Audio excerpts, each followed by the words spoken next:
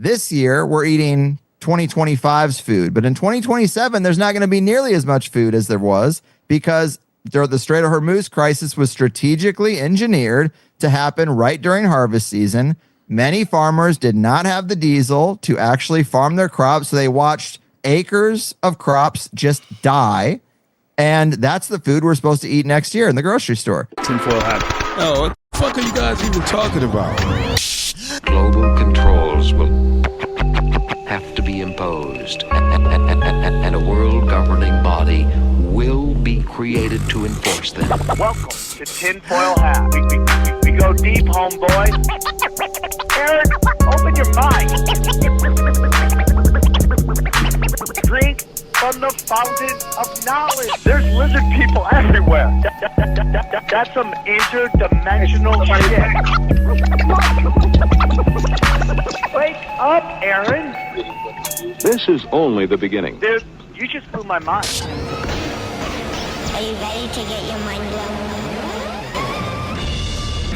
Revolution will be podcasted. All right, welcome to Tinfoil Hat live from the Wise Wolf Gold and Silver Studios. That's right, just go to samtripoli.gold, use the promo code Tinfoil, and you too can get in on the precious metals game for as little as $50 a month. We've been telling you to get into precious metals.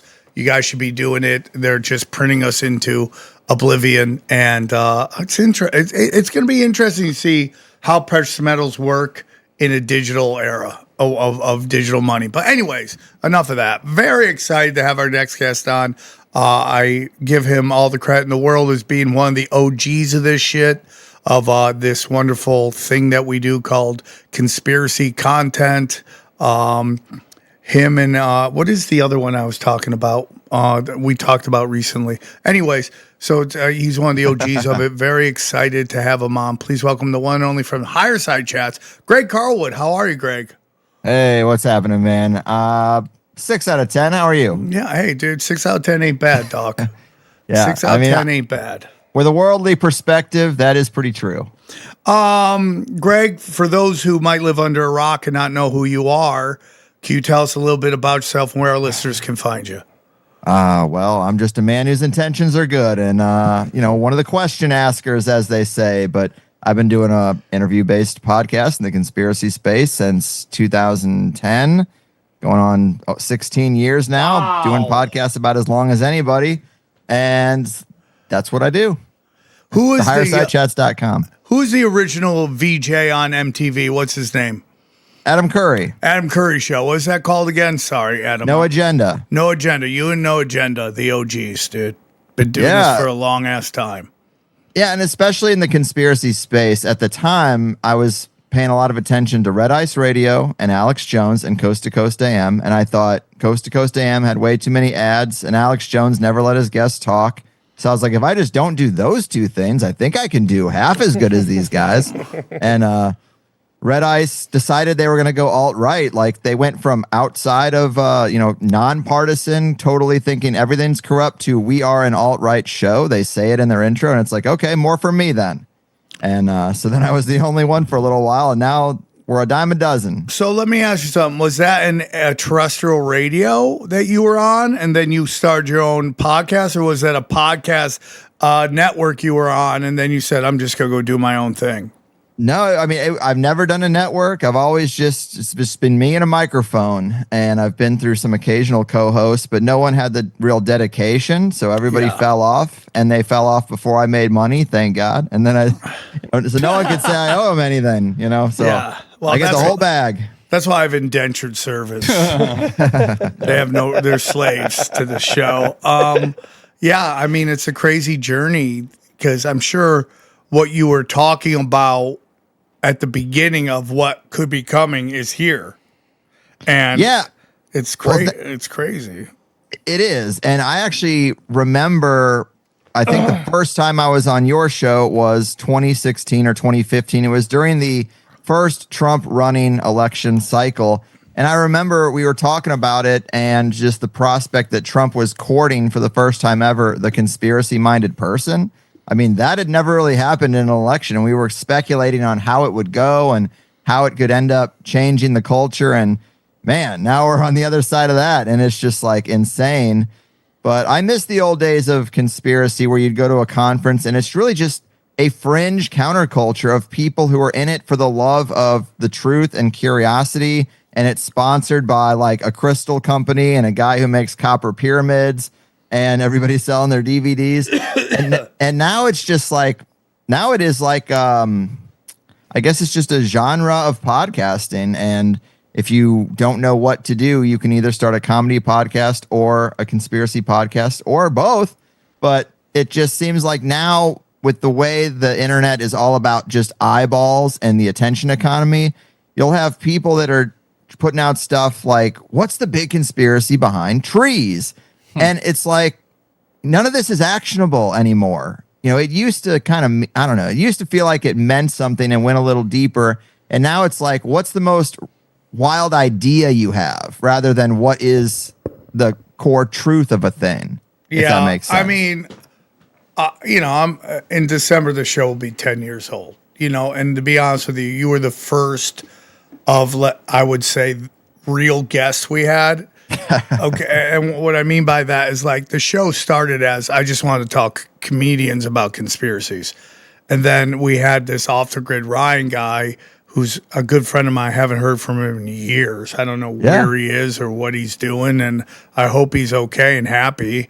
But, I go, hey, man, you help me book this thing. So he started booking, and he, you were because, Joey Diaz would come on, and, one of the big first shows was Duncan Trussell and Doug Stanhope. So it was like talking conspiracies with comedians. And then you came on, and it kind of kick-started the show into something a little more serious, which is now, it is. It's like news for people. And, we do say we are the training wheels. I say it all the time. The training wheels that get to your guys' shows or No Agenda shows. The shallow end of the pool. I always say it's like what's really funny is I had a similar start. I didn't know how to do it, and I was talking to local San Diego comics about conspiracy, and I had Duncan on, and I had Joey Diaz on, and Ari. I interviewed Ari Shafir in my car in the parking lot of the La Jolla Comedy Store with my laptop on the dashboard. And that's how guerrilla we were back then. And that's how I started. And then when I got Michael Tessarion, I was like, oh, now here is some meat. And I just was like, instead of talking to people who are funny about stuff they don't really know anything about, why don't I just forget the funny part and talk to the people directly who have the information? And yeah, it's been great, but very similar start. Yeah, it's how it starts one thing and ends another way is always interesting. You've been doing it since, when did you say, 2010? Yeah. I think we'll look back, those who were blessed enough to live through it, how wild and amazing around 2015 was. Like, the internet was just amazing, and everyone was, Hillary hadn't run yet. Well, she was running, and she hadn't gotten kneecapped by the internet.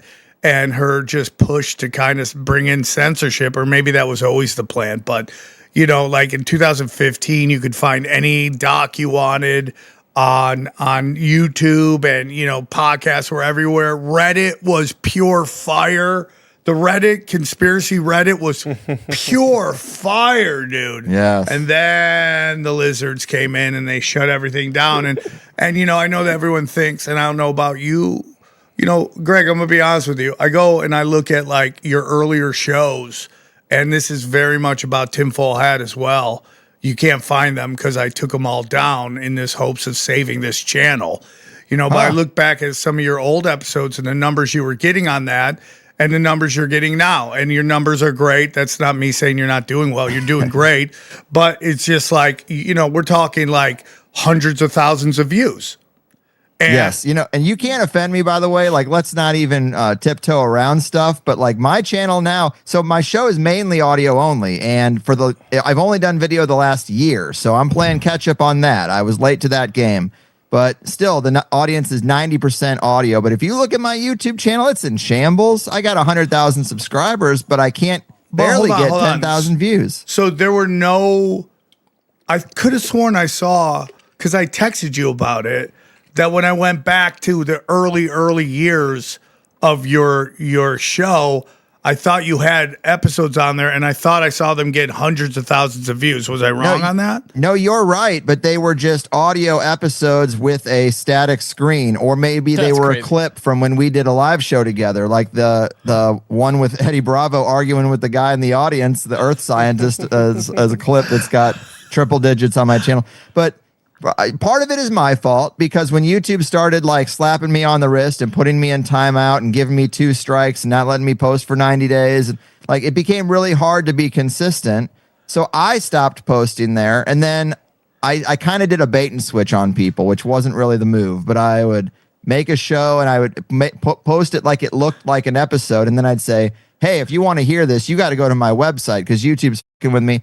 So people would click it, probably got pissed. And then I stopped posting there for several years.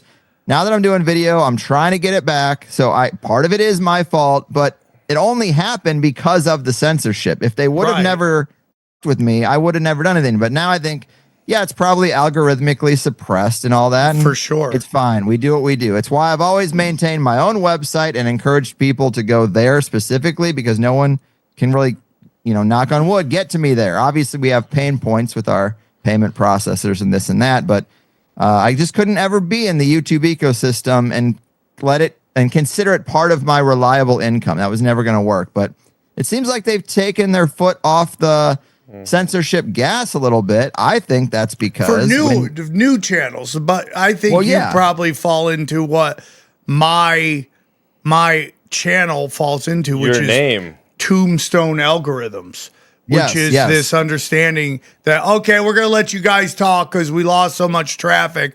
We're going to let you do it. But you old guys, we remember what you did to us, and you're the reason we have to let these guys go. We're still going to pound the out of you and let all these shiny object shows go. And I'm happy they're going. This is not player hating. I never player hate. If I'm jealous, it's because I wish I was with you, not that it wasn't happening to you. I would love to be up there with you. I'm happy when anybody makes it, but it's just like it's so obvious what is happening, and they're letting the new guys roam and bring in new people. It's like what Netflix is doing with my friends in the Joe Rogan sphere, whatever they want to call it.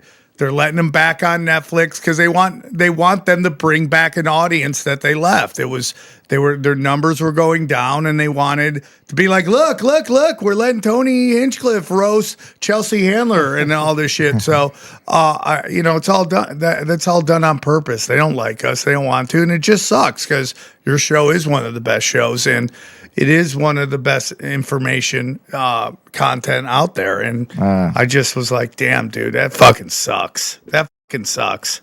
Yeah, it does. And I had Ice Age Farmer. He kind of went away for almost 2 years, and he came back. Christian Westbrook. He's using his regular name now, but he said something that resonated with me, where he said he sees an inverse relationship. Maybe it's a mechanism of the universe. The long arc of the moral universe tilts towards good, but it is a very long arc, as they say. And he thinks there's a relationship where the harder they squeeze us, the more people tend to wake up. And you can look at YouTube. YouTube squeezed, and then what happened? Odyssey and Rumble popped up. And now they have to contend with that. Now, they're not real competitors to YouTube, and there's a lot of flaws with that, but it's still something. So, if they do another clamp down like that, because it was kind of like just during the COVID years, a 5-year period of clamp down, and then it kind of went away. And now I feel like now it's, as you say, we're in a bucket of algorithmic suppression, but other people can do controversial shows that are really covering the same material. But I think they realize that if we become known as a place that's too censorship forward, we create our own competition when we really don't need to do that. Yeah. I think Rumble's very interesting. We have some buddies who work over there that we love very much. And I was telling this to Johnny on another show. I don't know which it was, but the CIA is very much behind YouTube and who they blow up, who they don't blow up. Well, Rumble has Palantir. And Peter Thiel and Palantir, and I don't like Peter Thiel. I do love the all drugs are good Olympics.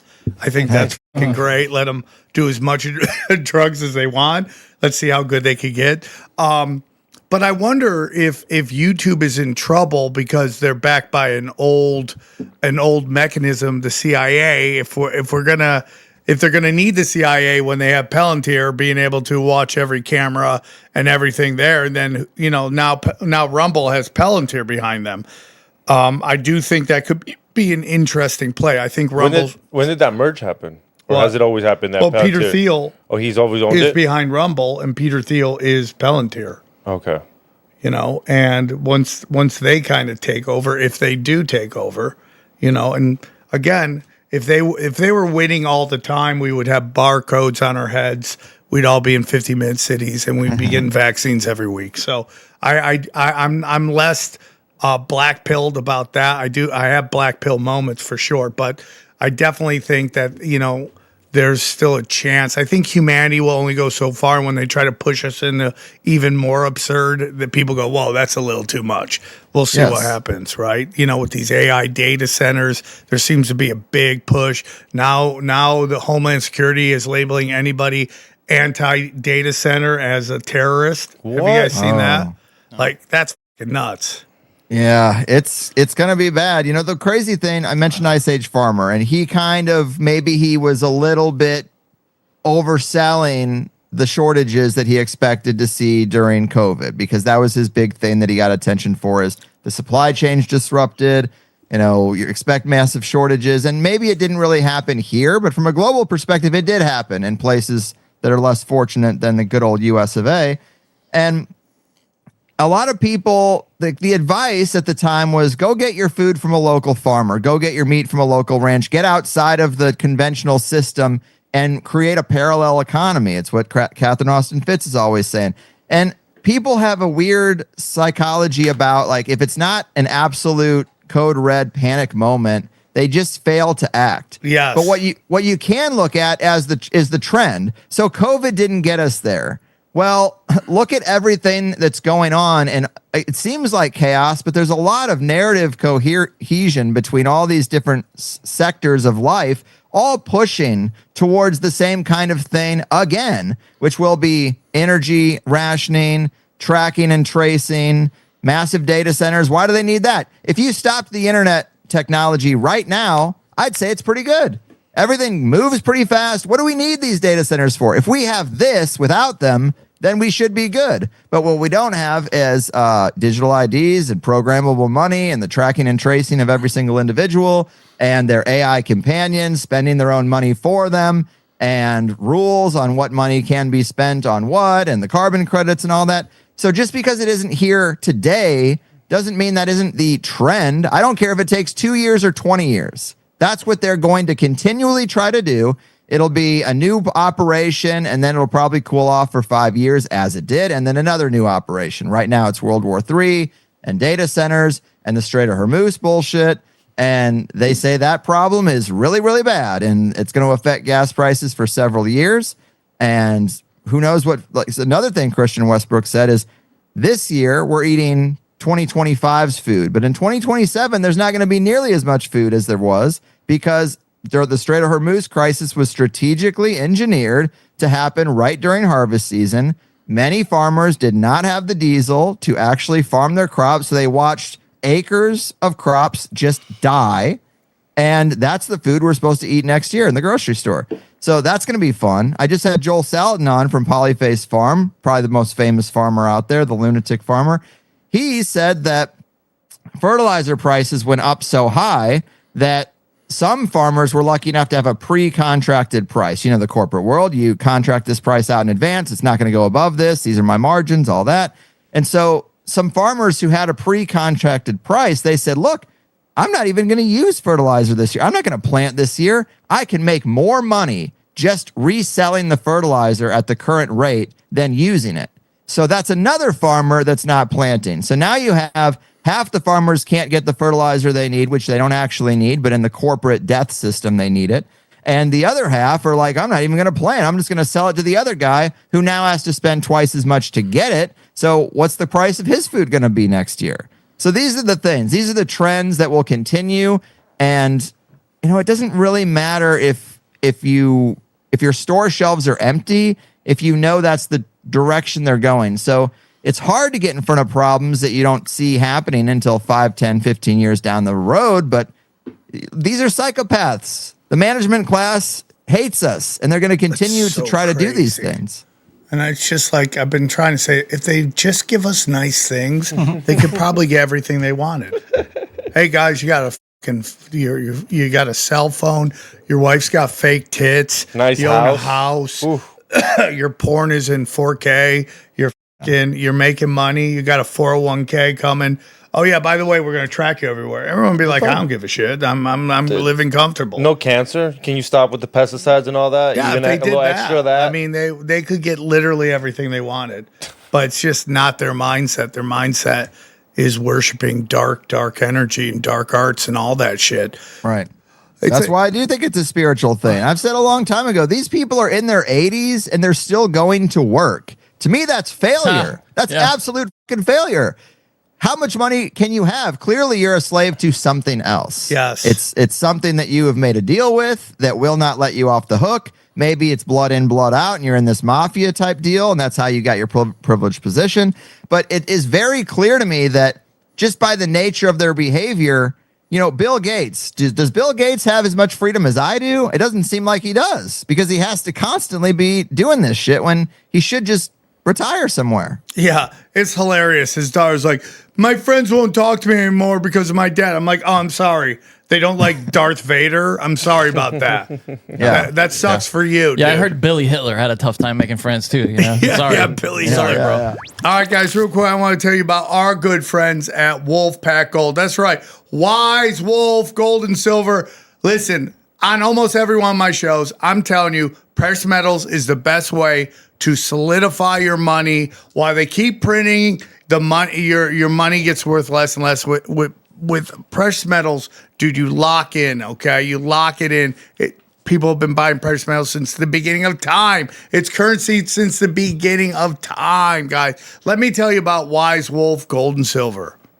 If you're paying attention, you know that de-dollarization is real. Fiat is fake, and you don't want to be left holding the bag when the dollar collapses. Gold and silver has been money through all of recorded history and are an excellent way to protect yourself from inflation and geopolitical turmoil. That's why I trust my friends at Wise Wolf Gold and Silver for all things precious metal. Veteran-owned and an A+ rating by the Better Business Bureau. No transaction is too big or too small, and you can even roll over your 401k or IRA into physical gold and silver. And if you think you can't afford precious metals, think again. With the Wolfpack monthly membership program, you can get gold and silver delivered directly to your door for as little as $50 a month. Wise Wolf Gold and Silver also deals in and accepts Bitcoin.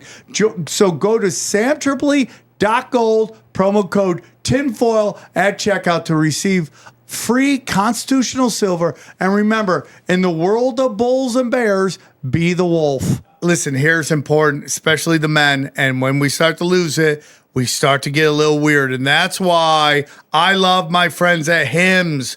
When thinning starts, it's not just your hair that takes a hit. It can change how you feel day in and day out. Hims makes it simple to take control of hair regrowth and personalized care that it fits your life. Hims offers convenient access to a range of prescription hair loss treatments with ingredients that work, as XG will attest, including chews, oral medication, serums, and sprays. They have doctor-trusted ingredients like finasteride and minoxidil that can stop further hair loss and regrow hair in as little as 3 to 6 months. You should not have to go out of your way to feel like yourself. Hims brings expert care straight to you with 100% online access to personalized treatment plans that put your goals first. Find the right hair regrowth treatment for you with flexible subscription options, access to 24/7 provider support, and once-a-day treatment options that fit your daily routine. Hims is there to get you back to your old self with simple 100% online access to trusted treatments for real health concerns, all in one place. So you think we're crazy? Let's take XG. XG, tell us about you and your head. Hims is actually a real game changer. Johnny's gonna put a picture of me. I'm not lying. I was losing hair. The hat wasn't doing no justice. And I just bought the topical, used it literally like how I brush my teeth in the morning and at night, a little spray right before bed. I couldn't believe it. My girlfriend was like, I don't want to hype you up, but your hair is looking a little better. And I didn't want to see a picture. I looked at it and I was so impressed. I sent it to Dana and I just want to thank him because honestly, I was going to be like, he went from a crop circle to a full forest. For simple online access to personal and affordable care for hair loss, ED, weight loss, and more, visit hims.com/tinfoil hat. That's hims.com/tinfoil hat for your free online visit. hims.com/tinfoil hat. Featured products include compounded drug products, which the FDA does not approve or verify for safety, effectiveness, or quality. Prescription required. See website for full details, restrictions, and important safety info. Individual results may vary based on studies of topical and oral minoxidil and finasteride. And we thank them for sponsoring this show. Johnny and I always discuss all these old rockers that are still performing. Like, what's his name that they run audio? They run. Oh, Frankie Valli. Oh. Frankie Valli. Yeah, why is Frankie Valli up there? Mick Jagger, all this stuff. Yeah, just stop. Yeah. Can you? I mean, at least Jagger can move. Frankie Valli can he just waddles around, and he can hardly lip sync. That's how. Just completely out of. I mean, he looks like but for some reason, when we talk about someone who sings, I can maybe believe that they still love to do it. But a politician, at 80, you still want to go into fucking Congress and go and sit there. That's the one that literally blows my mind. Power. You're a That's slave. Power, though, man. That yeah. power. Mitch McConnell. Yeah. Mitch McConnell, just stop. Yeah. You're gonna die soon. Don't you want to just enjoy every day? You want to go stand at the fucking podium with all these idiots and just constantly navigate these giant crowds and just give it up. Yeah, but they got something on them, so he has to keep going. And none of them seem happy, right? None of them seem happy. No. Yeah, it's maybe they're just happy they're still alive because the threat of getting assassinated is constantly there. Yeah. Yes. Greg, you brought up that you had just lost a friend. Can we get into that real quick? It's sad day. He's been on the show before. I think he's been on it twice. Gordon White passed away unexpectedly this month. Yeah, I'm surprised you didn't hear about it, but whatever. A lot of things are happening. David Wilcock also died. Peter J. Carroll died. But yeah, so Gordon, 44 years old. One of my closest confidants and closest colleagues, one of the only people, maybe besides yourself, to really transcend from just work, the work life, partition in my life. I have a work and personal partition that really doesn't get crossed very often. But you've met my wife, one of the only people I've ever done shows with who's met her. But Gordon was really something else. He was one of my closest friends from the show. We would talk all the time, many years going. The only other person I did live shows with besides yourself. And, he was always pushing me to, like, he was living in Paraguay. He's a real world traveling wizard. And he'd be like, let's meet up in Panama, bring the kids. They have really good systems out there. So he was always pushing me to travel more. And I know that the trajectory of my life is far different now because I'm not going to do a lot of things that I probably would have done with his motivation. But what happened was he was working on his third book in what he calls the Dot Trilogy. He has Starships, Animistic, and then he was working on this third one. And he was doing a lot of ayahuasca and hanging out with a lot of indigenous shamans and healers and various spiritual systems, magic systems in Central America, South America. And what's crazy is we don't know a whole lot. Now, I know he had a heart problem during COVID. Some intuitive people sometimes take in people's pain as their own, and they say it has a real physiological effect on the body. So Gordon was hearing all these complaints and absorbing all this stuff about, like, his friend's kid is in the 6th grade and is now paranoid to take his mask off, even at home, wants to sleep in his mask. Like, all this heartbreaking shit that happened during COVID. Like, Gordon took a lot of this in and internalized it, and he developed this really bad heart problem. Like, again, he thinks they're connected. Who knows? But I do think there's a connection between emotions and obviously stress and Cancer our for health. sure. So he, he was in Australia, and lockdowns were really, really crazy in Australia. And eventually he did end up getting the Novavax because he asked his spirit team and he did his research and he thought the Novavax was the one with the least amount of side effects. And he thought his body could handle it and that he could heal it magically on the other end. And so the thing that people are getting twisted is like, he didn't get the vaccine and then have heart problems. He had heart problems, then maybe took something that exacerbated it, and then, had regular flare-ups where his heart would be a problem. I remember him texting me and being like, how you doing, man? And I said, well, it's the day, yesterday was St. Patty's Day, so I'm dealing with my stomach is not loving all the green beer yesterday. He's like, oh yeah, I woke up and my right arm was tingling, but just got to get on with the day. And I'm like, man, these are red flags, buddy. And then you're doing ayahuasca, and he died in Cusco, which is Cusco, Peru, is one of these cities that is like at a mile-high elevation, and people also frequently end up in the hospital with heart palpitations because of the elevation. So I feel like there is a bunch of issues here that all point to putting pressure on an already damaged or weak heart. And the thing is, this is my speculation because the family won't really say anything.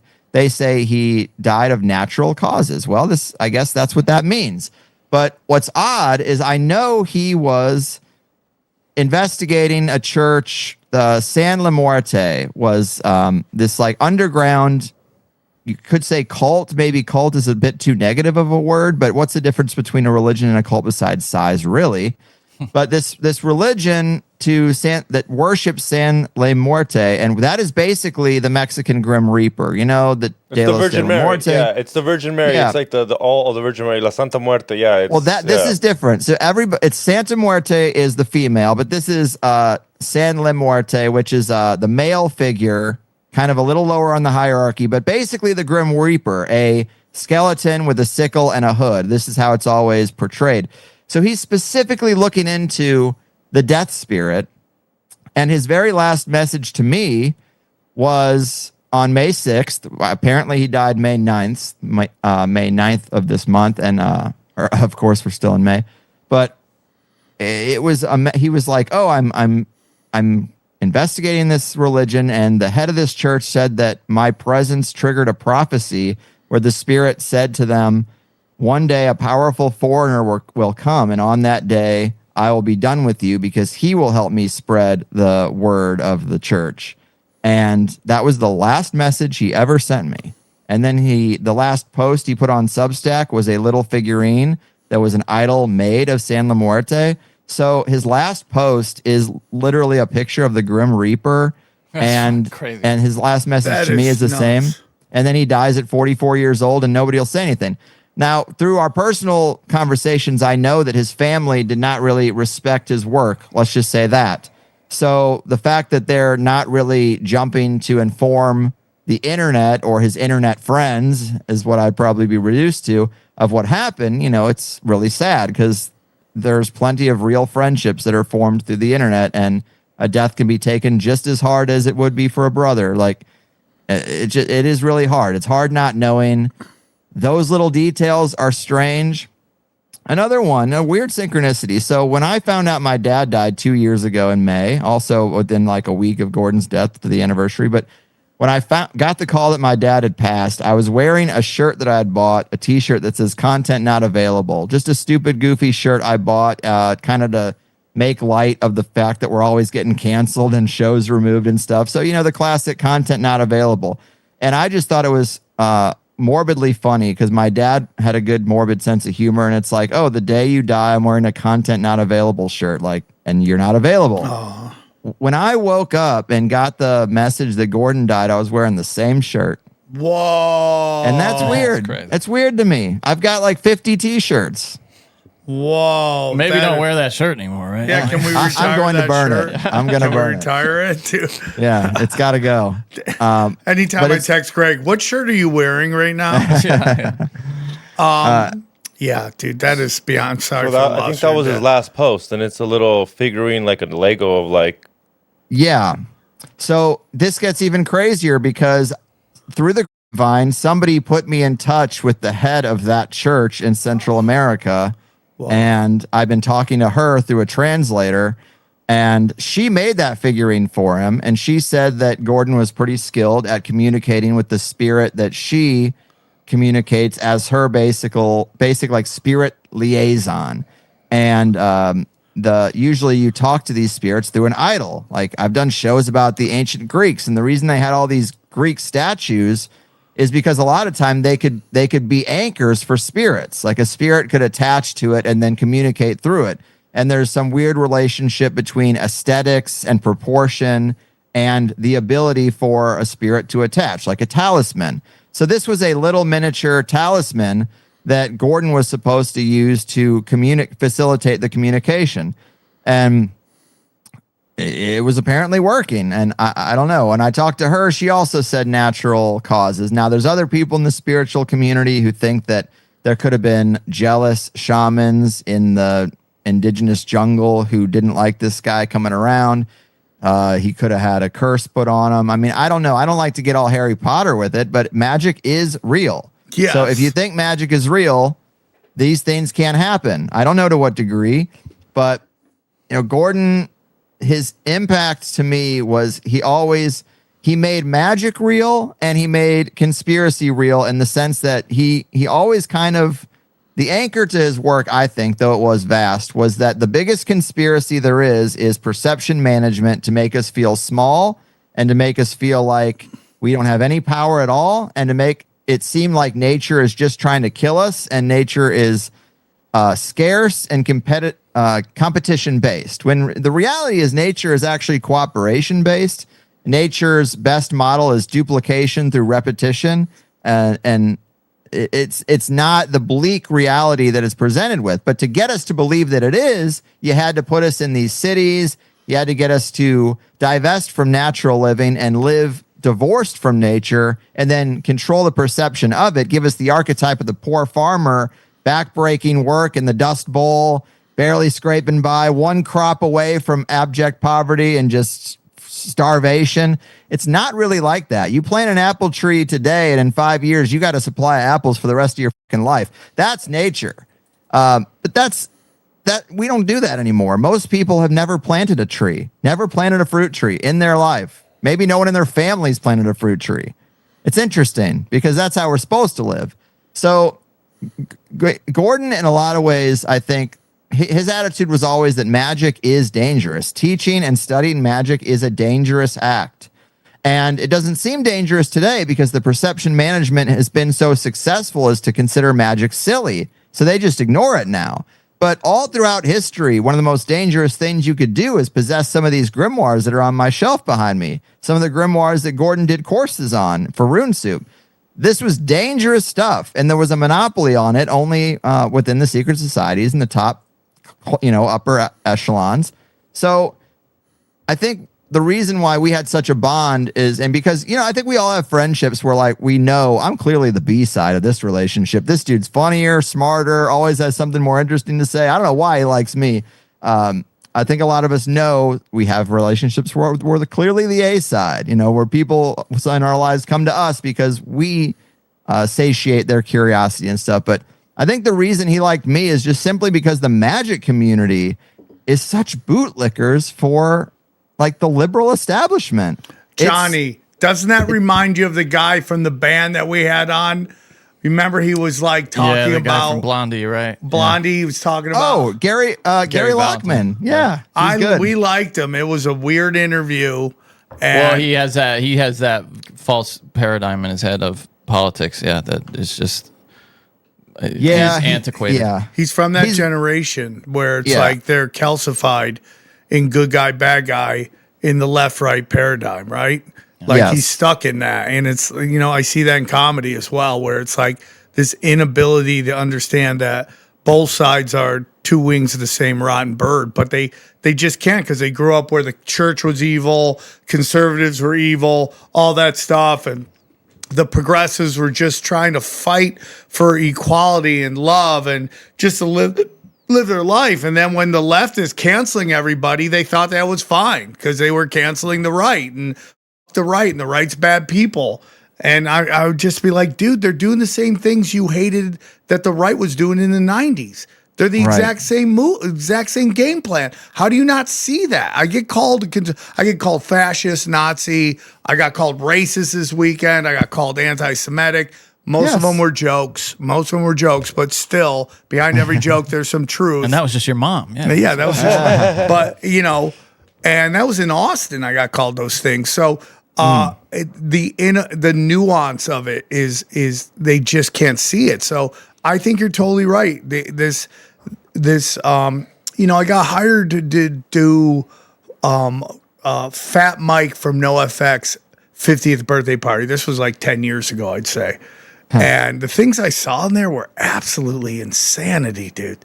And I was like, I'm a knuckle dragging scumbag. I'll be the first one to admit that, dude.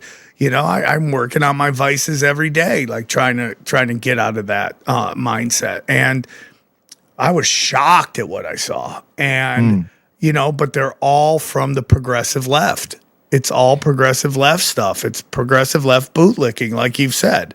Yeah. And, Gordon was outside of the political spectrum, but the things I've seen said in the wake of his death, it is so insane to me. I won't even elevate the names of the people saying it, but other people in the magic community, they'd be like, oh, he did contribute some good things, but he was a COVID denier. And it's like, that was 6 years ago. If you're going to reduce all of his work to COVID denier, you are the one with a mental problem. You are the one still stuck on COVID. Gordon was over COVID.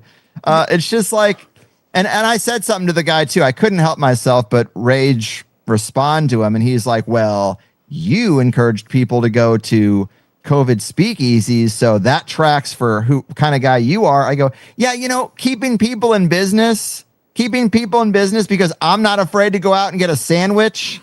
That's not an evil act. Yeah. In fact, it's a very compassionate act. I put myself in your paradigm. I put myself at risk to keep a mom and pop deli that's been there for 50 years in business so that they didn't end up on the fucking street. But in your paradigm, somehow I did something bad, negative. They're it's mental goldfish, illness. dude. They're goldfish. They only see what's in front of them.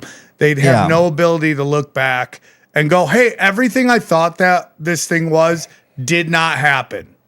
And on top of that, their algorithm is shielding them from any data which states that their position is completely and utterly wrong.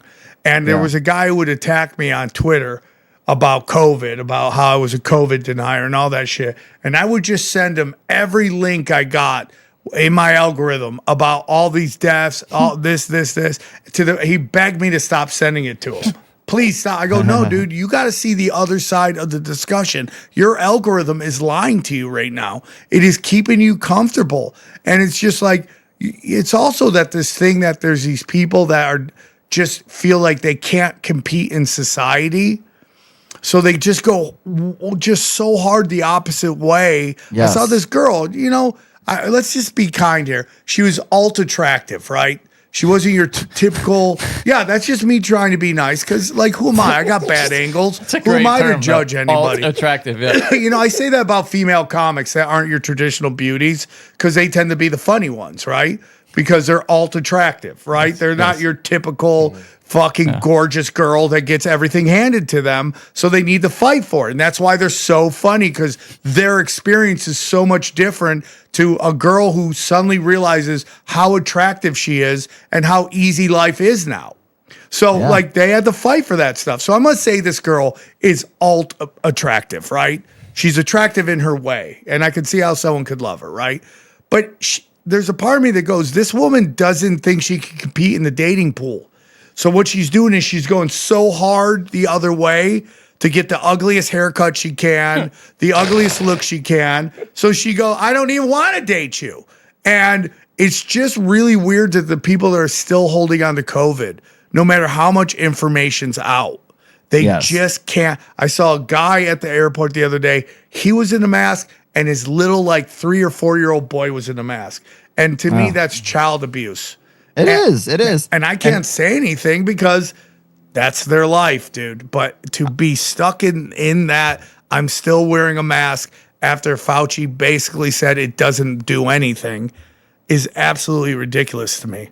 Right. And, I think we're both so sick of hearing about COVID and talking about COVID. I'm sure the audience is too. But, in the wake of Gordon's death, a lot of people have been talking about the cancellation he went through. And as his friend through the whole thing, I didn't think it was a cancellation. I thought it was two assholes that were just like picking apart his COVID commentary and didn't agree with it. But apparently it was more severe than that. But what they did is they went into his private membership community and took private members' content and pulled it out and put it public. And that's not good to do because there's context. You're talking to a specific audience of people who are prepared to hear what you're saying. They've been vetted. They've signed up to hear this. And then you put it out publicly and it sounds a little harsh. But I think a comic should know that you sometimes say things with poetic license. He was a great, great writer. I mean, goddamn, pull up any of his blogs and you'll probably laugh a dozen times just going through any topic he wrote about. He was so funny to me. And just let's say, and a part of being funny is being sharp as a writer. And so he had said something to the degree of, manage your behavior during COVID. Pay close attention to your own behavior. Because if you go through history, sometimes when people are siding with the state and the state is doing something wrong, when you come out the other side, those are the people who get put up on the fucking wall. And he's not wrong. That's not a wrong statement. I can't agree more, dude. And he was using poetic license. He was basically saying, make sure in this time you act in a way that you can be proud of on the other side. Don't act out of fear. Don't do things that are anti-human because you're scared. Like really sit down, take a few deep breaths, and make sure you're pro-human and anti-state, and we'll all get through this. And it was really a positive message of like, just manage yourself because you might be judged on the other side of this chaos. And that's true. And so, of course, people who are bootlickers for Fauci and the whole COVID narrative, they look at this like, Gordon said he wanted to shoot people. It's like, you fucking idiot. Do you not know what poetic license is? Do you not know the context of history? So I just hate that so much of it was that, because what I kind of, if we're going to talk about him, what I should say is he took old grimoires and old schools of magic and he recontextualized them for a modern digital audience like no one on earth. I mean, I wrote this down before we get on here, and I don't know what's going to happen to Rune Soup. But if you were a member of Rune Soup, he has a Foundations of Magic course, which is already like 10 hours to get you up to date on the foundations. Then he has elemental magic, prayer, time magic, grimoires, saints, angel magic, ancestors and the dead, the Greek magical papyri, tarot, journeying, UFOs, fairies, and psi, wealth magic, the I Ching, the three-body solution, playing card divination, energy healing, protecting and curses, dimensional magic, terrain theory, place magic, road opening, and working the Psalms, and I think there's more. And every one of those is a full academic college level course that's going to take you a week to complete. This is a treasure trove of information that in most other time periods could get you killed. And he was a real G. And I just hate to see people in the magic community say, oh, well, he was a COVID denier, so none of that matters. It's like, go f*** yourself. Do half that work. Do half as good as that. Obviously I'm getting all fired up here, but he saw prayer and meditation and a lot of these things as technologies of consciousness, and they're right there, available to any of us. Most of us don't engage with them because we just think they probably won't work because that's how we've been conditioned. Yet we know scrolling in our phone 8 hours a day does make us dumber, does hijack our pleasure centers, does make us ADHD. Screen-induced autism is a thing in children. So, how you spend your time matters. And that's, I think, the heart of what he was trying to say with that statement during COVID times. And I don't know if this is even going to be available to the internet in 30 days. I hope so, because he did a lot of work. What? It's his legacy. Rune Soup? Rune Soup. Like, runes is a type of magic. It's the Nordic thing. How do you spell it? RUNE. Rune soup. SOUP. Rune soup. So, You know what's so interesting? I am not anything special, but there's something I've learned about people, in particular, the quote unquote outlaws. The outlaws hate the establishment, but the only thing the outlaws hate more than the establishment are more outlaws. Mm-hmm. They really love a groupthink, and that they're fighting they're Don Quixote fighting windmills, and then the outlaw of the outlaws, that's who they hate. The outlaw of the outlaws. They Agreed. hate that guy because he shines how they're not really keeping it real.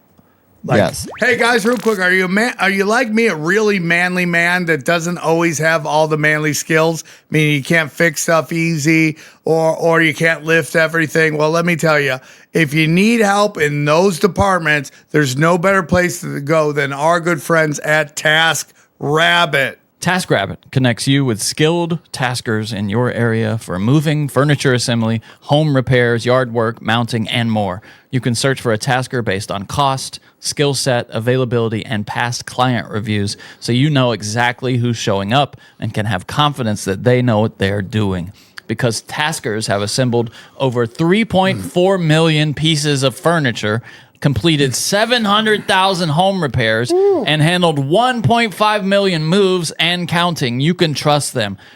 That's numbies, dude. That's putting up some serious numbies. Guys, I've said this before. I'll say it again. I went in my old place. I needed something fixed. I couldn't figure it out. I used TaskRabbit, and the guy came over and fixed it easy peasy really quickly. And I can't thank him enough. That's how easy TaskRabbit is to use. I've used them a ton of times to move heavy stuff like across town or something I bought on Craigslist that I couldn't figure out how to transport. They're tremendous for all that. When life happens, your to-do list grows. Get ahead of it now and get $15 off your first task at TaskRabbit.com or on the TaskRabbit app using promo code TINFOIL. Taskers book up fast, especially for same-day tasks. So book trusted home help today. That's $15 off your first task using promo code TINFOIL with TaskRabbit, the TaskRabbit app, or at TaskRabbit.com. And we thank them for sponsoring the show. Hey guys, real quick, Father's Day is coming up, and I can't tell you how much I love my dad. This is a real story. My last day working at a gas station before I went to UNLV in 91, I finished my deposit with the bank money. I went home. Then I was about to take off. The next day, a sheriff comes to my house and says I stole all this money. And I go, I didn't steal any money. And so we had to go down. We had to talk to the gas station, and my dad came. And my dad just started grilling this guy, grilling the manager, the district manager of the gas station. And it basically turned out that the guy who said I stole was actually the one stealing. Because my dad noticed that all the write-ups were all written on the same day. The guy wasn't even smart enough to put another date. So my dad knows that, got me out of it, and I left. So I love my dad. I everything about my father. I would love to have something that would, remember him, Johnny. Yeah. That's why I want to tell you about our good friends at Storyworth, okay? It's a really great idea. Most Father's Day gifts end up in the drawer. Storyworth doesn't. It gives your dad a year-long experience and gives your family a book full of stories he'd probably never think to tell his own son. That's awesome, okay? Each week, Storyworth sends him a question about his life. He responds however he wants, writing back over email or web, voice recording, or new this year, a guided phone call, no apps, logins, or tech hassles. Storyworth meets him where he is so he can focus on the joy of remembering and reflecting. Oh, this is awesome. You can even help pick the questions. Choose pre-written questions, write your own, or let Storyworth create personalized questions based on his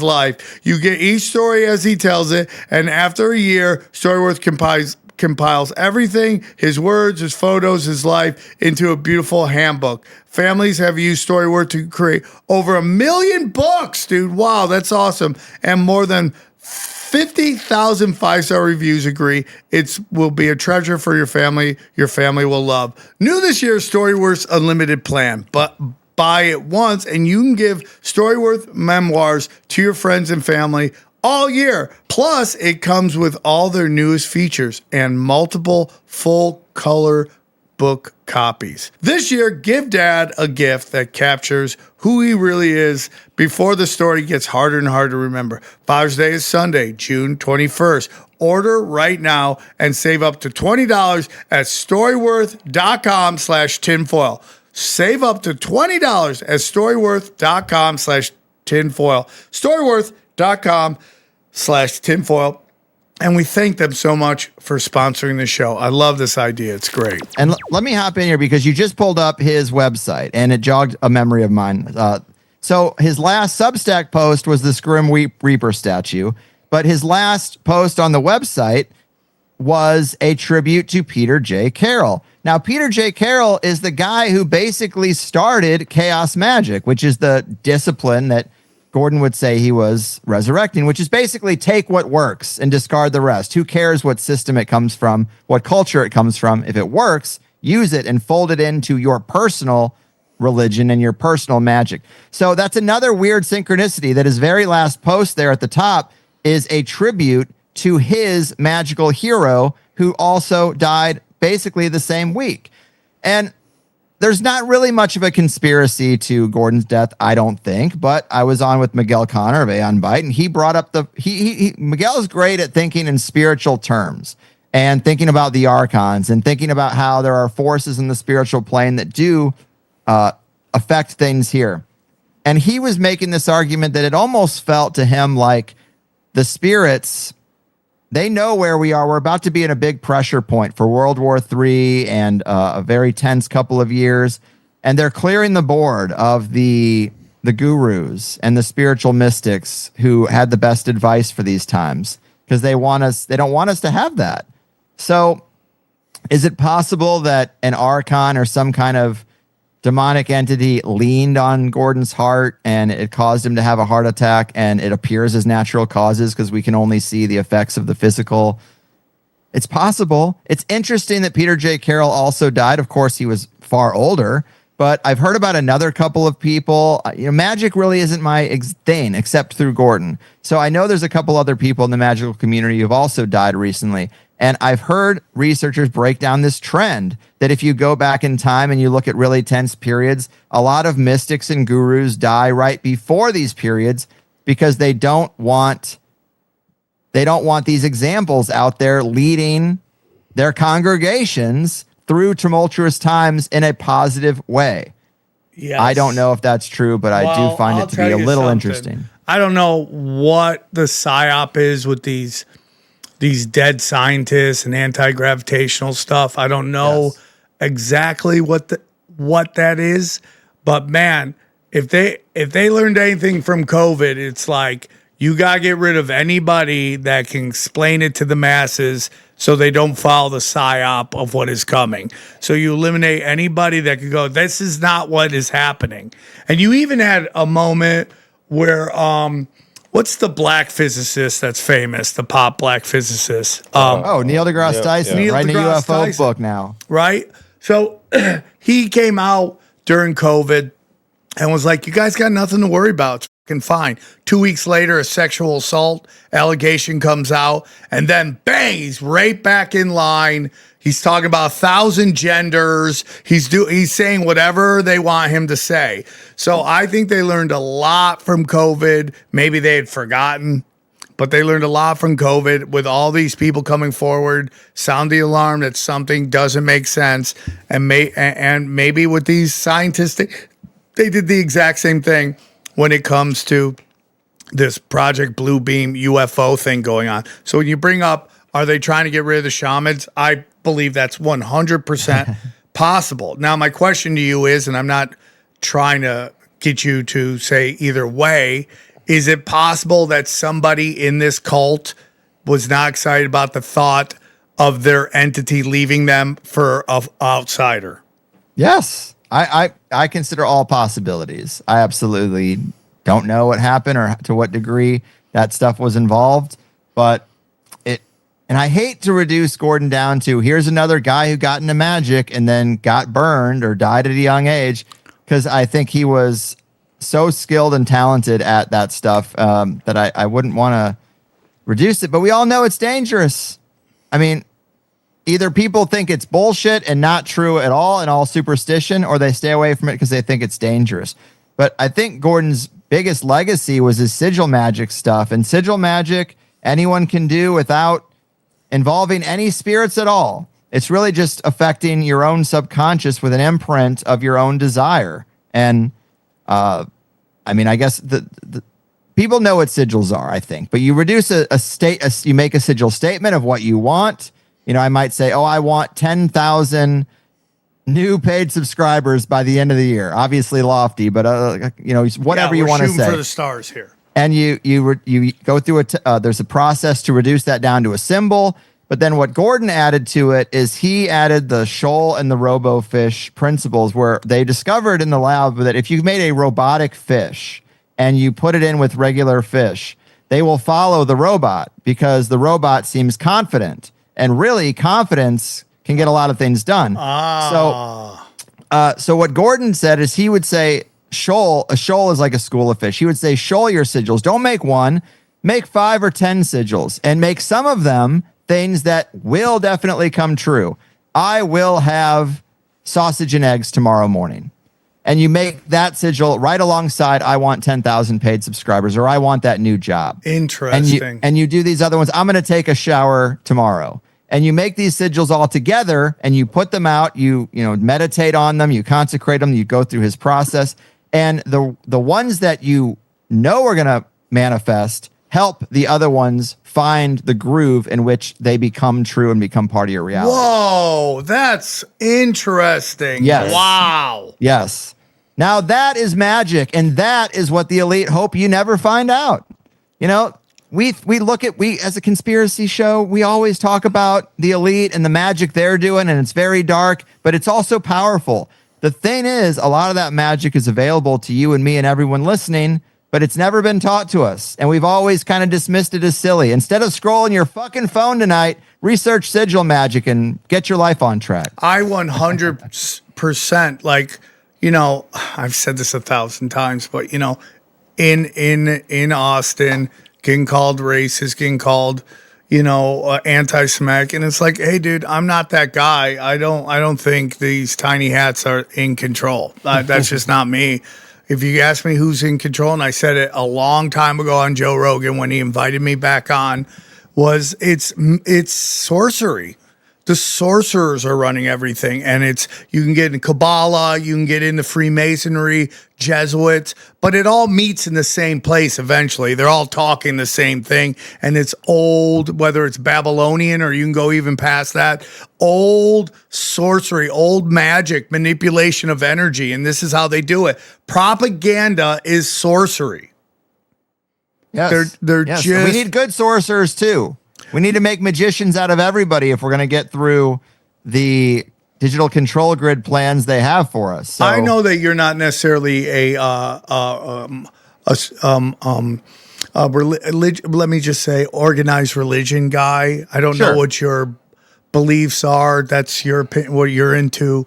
You know, I often talk about on this show that there's this whole theory that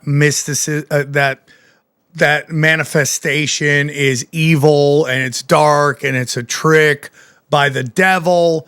I don't necessarily believe that. I think it's manipulation of energy in an energy vortex that we live in. What is your thoughts on all that? Well, right. Gordon would say that magic is a probability enhancer. That's all it is, really. You know what another probability enhancer is? Filling out the application for the job you want. Sending your resume to a company is a probability enhancer that you will maybe get a call. Every action we do is basically just trying to make our lives as good as they can be. So what is making sigils? Why is that automatically evil? It's conveniently evil, are projected and framed as evil by people who want to have power over us. It's conveniently framed as evil by the religious authorities. They would, I mean, go back in time. They would peel a man's skin off and hang him on a cross and burn him alive because he did magic, because magic is evil. Well, what's that? You know, what is the action you just did? You know, they would pour boiling water on a person because they had a book. Why? Because the book is powerful and they want a monopoly on that power. So I think that anyone telling you magic is evil probably doesn't know what it is. And I think a lot of these memes just run on fumes. Catholics think magic is evil. Okay, great. Well, what does magic mean to you? Is it talking directly to Baphomet, or is it making a sigil? Is it meditation? Do you consider meditation magic? Because you can get yourself into the hypnagogic state between wake and sleep, and you can get ideas from the ether that might absolutely change your life. Most of the big inventors, where'd you get your ideas? Oh, it just came to me in a dream, or it came to me. Yeah. Is that evil? You know, where do any of our ideas come from? We don't know. So this categorization is just silliness, but it's usually people who want to have power over you tell you it either, if they can't tell you it's fake entirely, then they tell you it's evil because that's the next best thing. Sure, it works, but it's also bad. Yeah. So I agree with that wholeheartedly. What they don't know, they demonize.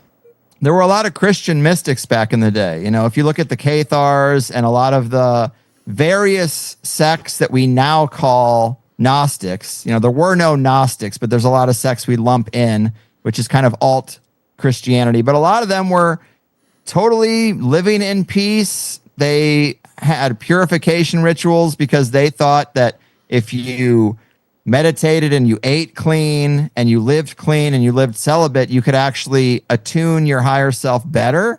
And it seems to work. There's people like, if you go to Diana Pasulka's stuff where she was highlighting these guys in NASA that she was working with, one of them said the exact same thing. I can't drink coffee. I don't drink alcohol because I get my ideas from something that the signal gets fuzzy when I consume these things. Well, what is our whole culture based on? Caffeine and alcohol. Funny how it works out. It's all to keep you feeling powerless and to break up the signal between you and your higher self or the higher realms or whatever's up there.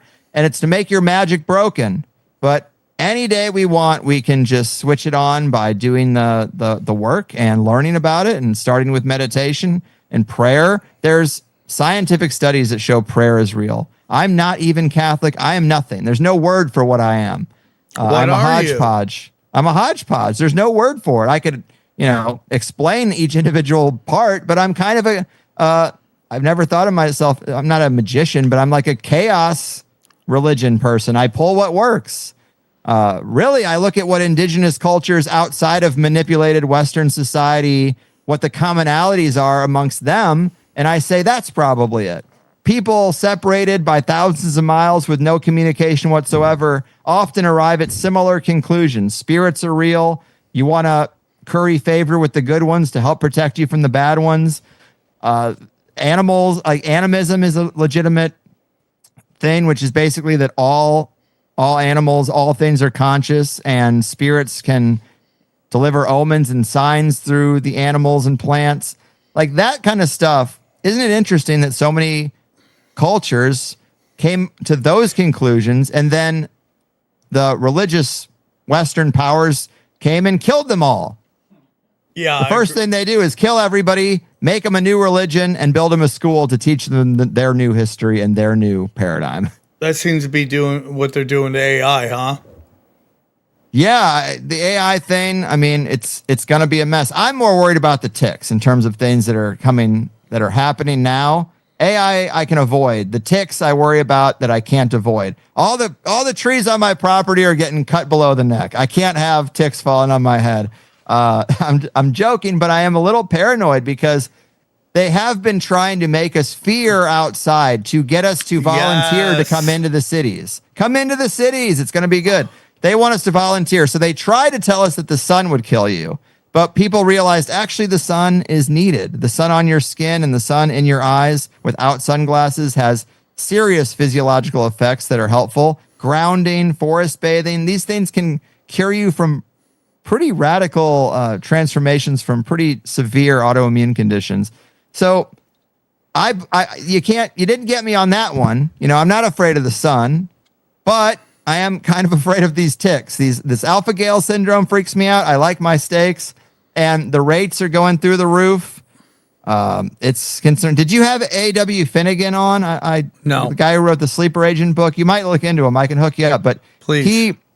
He has Lyme disease, and he went down the Lyme disease rabbit hole, and he wrote a book about the story of Dr. Erich Traub, who was a Nazi scientist who then, you know, when Project Paperclip happened, we got some scientists and the Soviet Union got scientists. This guy went to the Soviet Union, but then ended up in the U.S. Naval Medical Research Institute of Bethesda, Maryland, and worked on Plum Island in Fort Detrick. And he's the one who basically created Lyme disease, and he's the one who released it in the Northeast. Because why? He doesn't give a fuck about America. He's a Nazi scientist who was working for the Soviet Union during the Cold War. So you're in the middle of the Cold War, and I don't know what idiot decided to invite a biological warfare expert from the Soviet Union to run a program here in the States when we're having a massive conflict with them. But a lot of people think, well, at least A.W. Finnegan thinks that was an attack, you know, a covert biological attack to release ticks that had Lyme disease here in the States. And for a long time, the medical community said Lyme isn't real. That's just all in your head. Finally, they've admitted it's real. Funny, Pfizer's working on a Lyme disease vaccine right now. And now they're finally talking about it. And look online, these ticks are popping up everywhere. There are boxes of ticks being found in the woods by people. Flamethrow those things, dude. Yes. Literally there are farmers flamethrow those things. There's farmers and ranchers going out in the woods and finding these boxes of ticks. And now if you look at because there's always a cover story, right? There's always an answer that, you know, calms the conspiracy down. Well, the answer in this case is, those boxes aren't boxes of ticks dropped from airplanes. Those boxes are designed to be traps for animals to walk through them, and then they get doused with pesticides and the ticks die. It's like, okay, that might be a thing. That kind of a box might exist. But you know who knows the difference? Farmers and people who are out in the woods. Those kind of people know that stuff. And they're looking at this box, the shoebox of ticks, looks like it fell out of an airplane. And they're like, that's fucked up. How'd that get here? Yeah, and the question becomes, why do we put up with it? Is it just like they've soaked us in so many chemicals that we just have apathy to everything? It's simply that we all have to go to work tomorrow. Yeah, there is a predator class, and everyone's fighting with the people on their level, and it just blows me the fuck away. So, you know, an interesting thing about Tinfoil Hat is that we've talked about so much stuff, so often. I don't know how many shows a week you put out. We'll put out 2, sometimes even 3. You know, the question is, have you heard everything? And does that affect you that you've heard almost all of it? A little bit, yeah. Definitely sometimes I feel like, especially now, the only game in town is the technocracy digital control grid. Yes, that's happening. Yes, that's being built. It is kind of hard to get excited about things, but what's doing it for me, and I know this is repetitive of the last time I was here, but like, you got to look at what's actionable. Because knowledge without action is nothing. Might as well not know. So when it comes to who killed JFK, did the shot come from the front seat or the grassy knoll or the sewer below? It doesn't matter. When it comes to 9/11, I definitely think Dr. Judy Woods got it right. But if it was nanothermite, it doesn't matter. What matters is what you can do. And what you can do is you can recontextualize the programming that you've been given, that nature is not abundant and that you are powerless. Reverse those things. Start doing sigil magic, start meditating, start, as Gordon would say, affecting the field in positive ways. He believed that everything is energy and everything is an energy field, and you can have outsized impacts on the field by just being, armoring yourself up, doing your meditation, doing your grounding, these things. Like, prepare yourself to deal with a crisis better than everyone else, so that you can be that port in the storm when everyone in your life is freaking out. You can be like, hey, calm down. It's going to be okay. There's no eggs at the grocery store. Luckily, I got chickens 2 years ago. I'm drowning in eggs over here. You need compost to get your garden started. I've got it. We can be the stewards of our neighborhoods, of our communities. We can be there when they're freaking out about things that they see on the news because they've been traumatized and MK Ultra'd and stressed out to no degree. That's our role. We are, if this is like some kind of, Gordon would say you don't get to fight Sauron. That was a big thing is first off, who do you think you are that you get to fight the elite? You're not even on the same level. So you don't get to fight Sauron. Sometimes we have this attitude in the conspiracy world that we're going to do this battle with the elite and then we're going to win and then the world's going to be fixed. No, that isn't it. But what you can do is take your corner of the world and make it better and say, fuck all that. I'm not going to let it get to me. Giving them too much attention makes them too big of an impact in your life. But plant some fruit trees. I hate to reduce it down to something so silly, but you've got kids, I've got kids. On this land that I have now, when my kids are 18, there will be 40 fruit trees on it. There will be things that yield forever or, for a long, long time. If you wanted to, so here's another rabbit hole, but people bring up Babylon and all the math and the science and all the different things we were given from the gods, right? The Mesopotamian gods taught us how to build civilization. One of the aspects of civilization is agriculture. Agriculture was a trap. Agriculture gets everybody in one place where the king makes the rules and who has what surplus and what supply. And they taught people to grow annual crops, things that die every year. You grow them, you harvest them, they're gone. What they didn't teach them is to plant fruit trees and passion fruit vines that yield 3,000 pounds of fruit over the course of their lifetime. You can plant things that generate abundance and yield every year. You don't have to do monocrop agriculture soaked in poison where you harvest it, and then if you had a bad harvest the next year, everyone dies. You don't have to do that. They did that as a trap, as a mechanism to control huge swaths of people in a hierarchical system with a priest king on top. That is what their gods taught them how to do. And they've done it to us ever since Babylon. So if you want to reverse that, look at things that grow in your area. It's very easy to find what zone you live in. Go online. There'll be food forest people on YouTube in your zone and look for, things that thrive on neglect is the term people use. You don't even have to maintain the shit. It thrives on neglect. Find the top 5 things in your area to grow. Most of them will be way more nutrient dense than anything you'll get at a grocery store and free. So, and they regenerate over and over and over again. And you can cut off branches and replant them and give that to your friends. We have, these crazy huge mulberry bushes. They yield so much fruit. And I've cut off probably 50 branches and you just replant them. That's what abundance is. That's what you don't need nature the does seed. for us. You just take the branch. You just take a branch and you can propagate it. Yes. My 4-year-old daughter propagates stuff now. She thinks it's just fun for her. She doesn't watch television. She propagates twigs. This is the way, this is the way. It doesn't matter what they're doing out there. They can only control you if you're dependent on their systems. We've all heard the phrase, you can't bite the hand that feeds. Well, stop taking your food from the hand you want to criticize.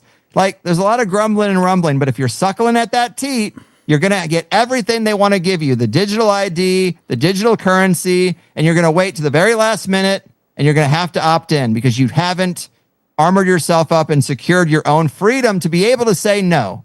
That's what it's going to be about. It might be next year, it might be 10 years down the road, but that is where we will end up. So my question to you is, I got 2 questions for you. When was the last time you were, let's say, shocked or mind blown by something you learned?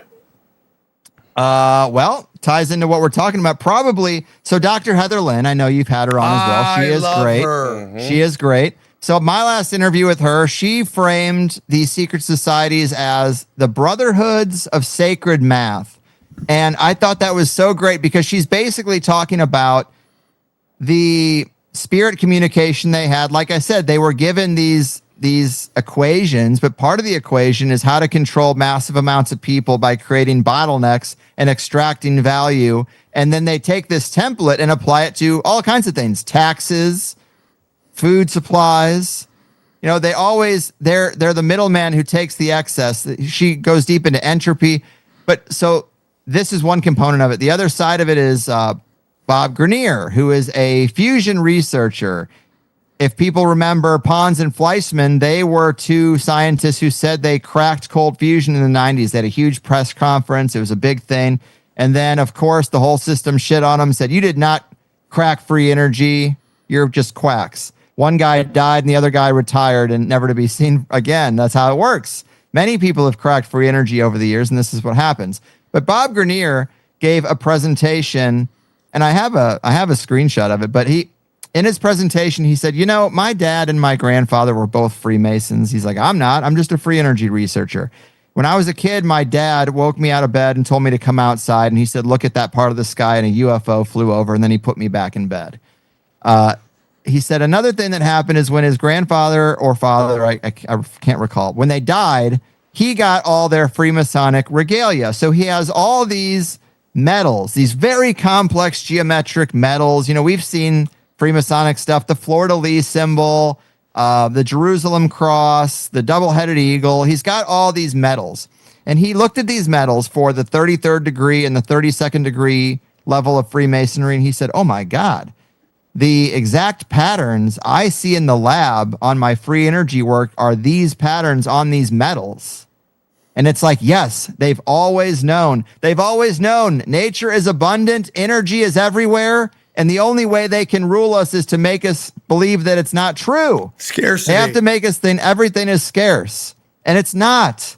It's not. Look at the history of people who have cracked free energy. Look at the guy who found how to make engines run on water. Another guy, he got engines to run 200 miles to the gallon. He could convert any engine to run 200 miles to the gallon. Somebody broke into his shop, trashed everything, and destroyed his work, and you never hear from him again. This happens. Dozens and dozens of people have gone down this way because nature is abundant, because we are God. This is a playground to experience reality, and it is the Garden of Eden. It is here. We've concreted over it. We've asphalted over it, but it is here. And the thing about nature is no matter how much concrete and asphalt you pour on it, it'll reemerge. It'll take time, but nature has time, and it will rise up again. And so all it needs is for us to kick over the first few dominoes, plant the trees, learn about the things that grow in your area, get out of the fucking HOA that won't let you grow anything but pointless grass. Amen. This is another control mechanism. You got to get control of some land. They've taken it all from us. Go to the outskirts of town, get yourself an acre. You don't have to have a house on it either. Go to places where the land is cheap. That's maybe 20 minutes from your home. There's got to be a place. Get an acre, and instead of going to the grocery store, go out to this acre on the weekends. Plant your fruit trees. When they start to get bigger, propagate more for free. Get some chickens that run around out there. Get a dozen chickens that run around on this land. Get a solar panel door that locks at night. They will go in to their own coop at night. You don't have to be there. And you'll go there every day, and chickens lay about an egg a day. By the end of the week, you'll have 200 eggs for free. I mean, it is crazy how easy this stuff is, and they've robbed us of all of it. It's got me motivated and jazzed up because Gordon not only taught me about magic, but then he also became the head of like a permaculture group in Tasmania. And I was like, why is my wizard friend all worried about permaculture? This is pretty lame. This is not fun. Well, now I don't think it's lame. Now I think it is like, that is the magic. The magic is in nature. The magic is in grounding and meditation and prayer. We don't do any of this stuff. We just scroll on the fucking phones. You know, so the last thing that really blew my mind to actually answer your question was that Bob Greenyer showed exactly that these symbols that lead to free energy, the patterns that lead to free energy, the frequencies are embedded in the regalia of the Freemasons because they always fucking knew. From Babylon, they've known. Are the Freemasons bad?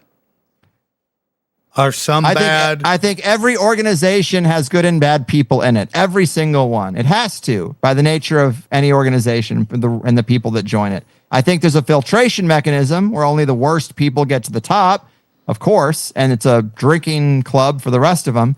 But the point is, if you want to if you're mad at them for what they've crafted around you, the best thing you can do is just engage with nature and start the abundance engine where you are and armor yourself up spiritually and mentally and practice magic in a safe way, whatever is safe to you. But sigils and prayer and manifestation and messing with the hypnagogic state, that's all very basic shit that does not involve spirits as far as we know. There might be something going on there, but you don't have to summon Baphomet with a Ouija board to do magic. And remote viewing. They don't want us to know remote viewing is real because it's a threat to national security, because you can't guard any secrets if people know you can remote view anything anywhere, but you can. With a little bit of training, you can. 2 weeks training, you could probably remote view most things that you want to see.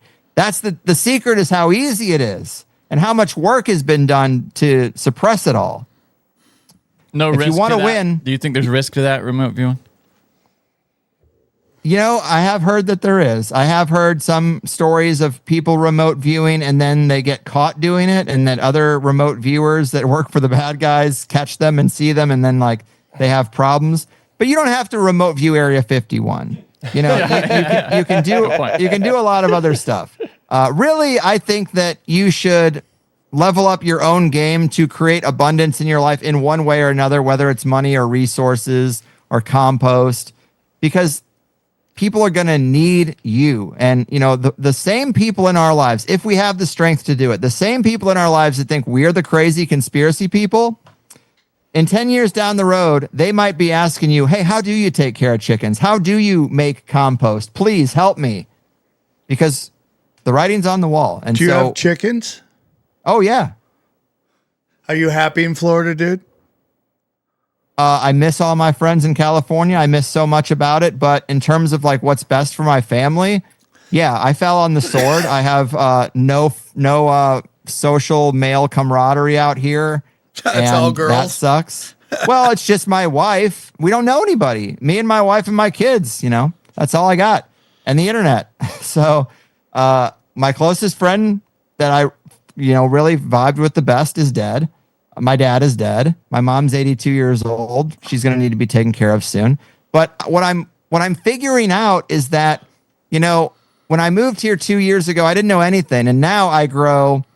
The top 5 things I grow are super nutrient dense that you cannot buy in a grocery store. Most people have never heard of jabuticaba. It is a Brazilian grape that grows on the actual trunk, packed with vitamin C.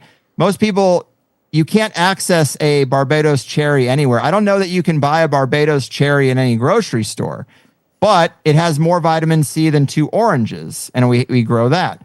The mulberries that we grow, the reason why you don't buy mulberries in a store is because they don't last long enough to get them to market. They'll mold, but you eat them right off the tree and they're fine. They also have 3 times the vitamin C of a blackberry or a blueberry. So the most nutrient-dense stuff that exists, you cannot buy in a grocery store, but you can grow for free.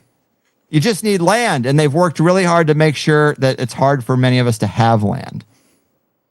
So, over all the years, what's your favorite conspiracy? If you love talking about it, it's just, there's certain things for me I love to talk. Hidden history, viruses. Yeah. I love talking about. What was your take? Well, we're talking about it. I think right now the thing that charges me up is just knowing that the biggest conspiracy is perception management, that we have zero power. Materialism is the only name of the game. You cannot affect reality. And nature is scarce. The shows like Alone and Naked and Afraid, they show us those to scare you because, yes, you plop any person down in nature with zero resources and you might be dead in 3 days. But that's not how it actually works.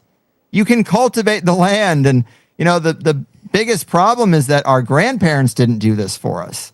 The way a family should work is that there is a big plot of land that you hand down to the next generation that has the abundance engine running on it.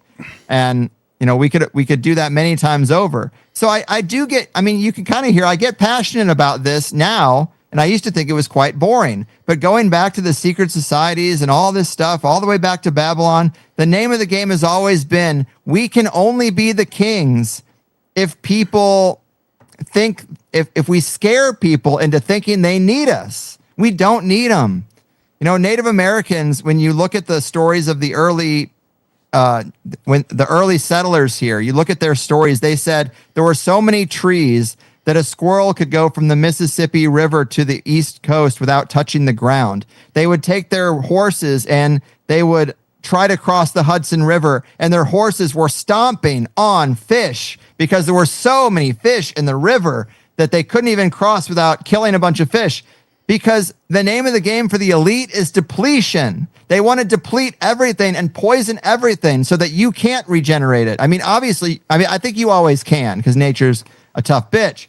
But they've done everything they can to poison the land and try to, because first they convince you it's not possible. And then while you're in that state, they poison everything and trash everything so that it's really hard to get it moving again, but you still can do it.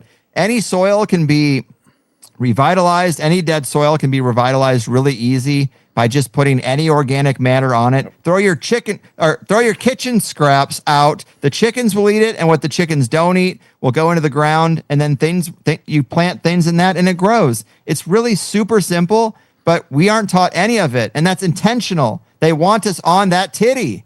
Get off the titty. Get off the titty. What a great way to end the show. Get off the fucking titty.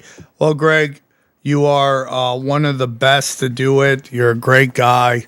Sorry for your loss. Sorry for your dad. Sorry for Greg. I mean, for White. I'm sorry about both Gordon. of that. It is very tragic when the older we get, the more heroes we lose. Yes, And, I'm learning that. And it just sucks, dude. It sucks. When you're young, your grandparent passes away. It's like the shocking thing that there's an end to the story. And then as you get to a certain age, you start losing so many people. And, you've been in the game for a while. You've been proven right time and time again. So I hope that you are enjoying your life, buddy. You deserve it. You've done a great service to everybody. And, I've gotten to this place where it's like, oh, don't worry about the sleeping sheep. Don't wake up the sleeping lions. I'm like, I'm not even worried about the lions, dude. At this point, if you can't see what's going on and want to figure a way to get outside the system, and my story is crazy. I get hit up by everybody. Their life is out of control. And, and it's just like, dude, I got kicked out of Hollywood very early and created a system. And Dana is a big part of that. And we create a system that's outside of the system. So when COVID hit, we were thriving. We didn't miss a fucking beat. And you've done that as well. So congratulations on that. One more time, Greg, please tell them where they can find you.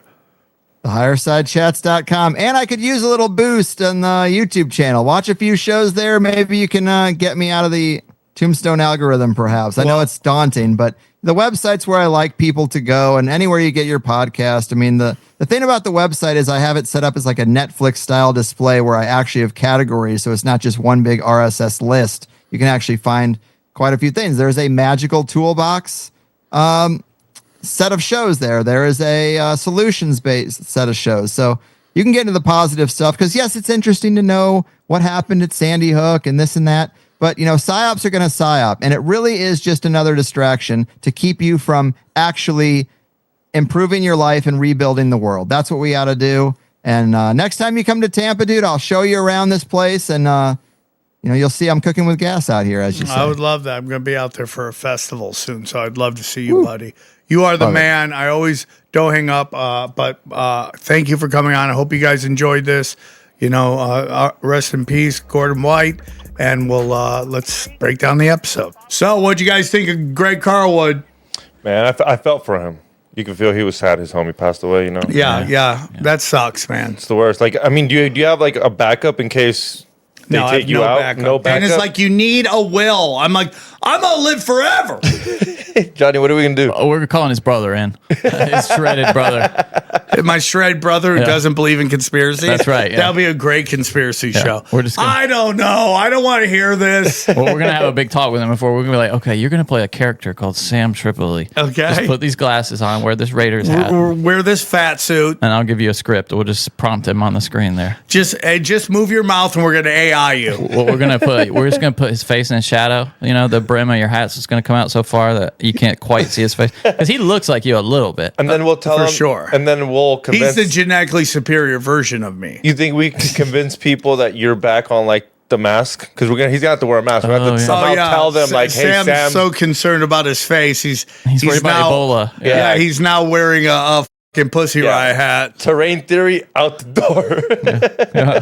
My brother's first. I was wrong about viruses.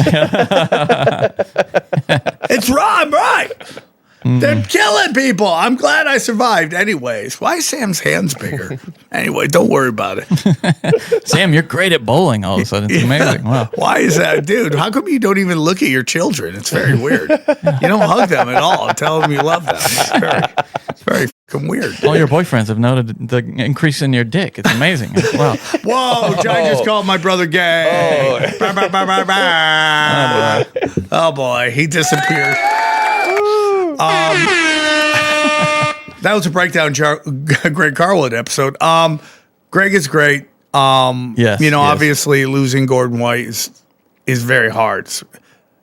Brody was probably the closest of losing a friend that I had.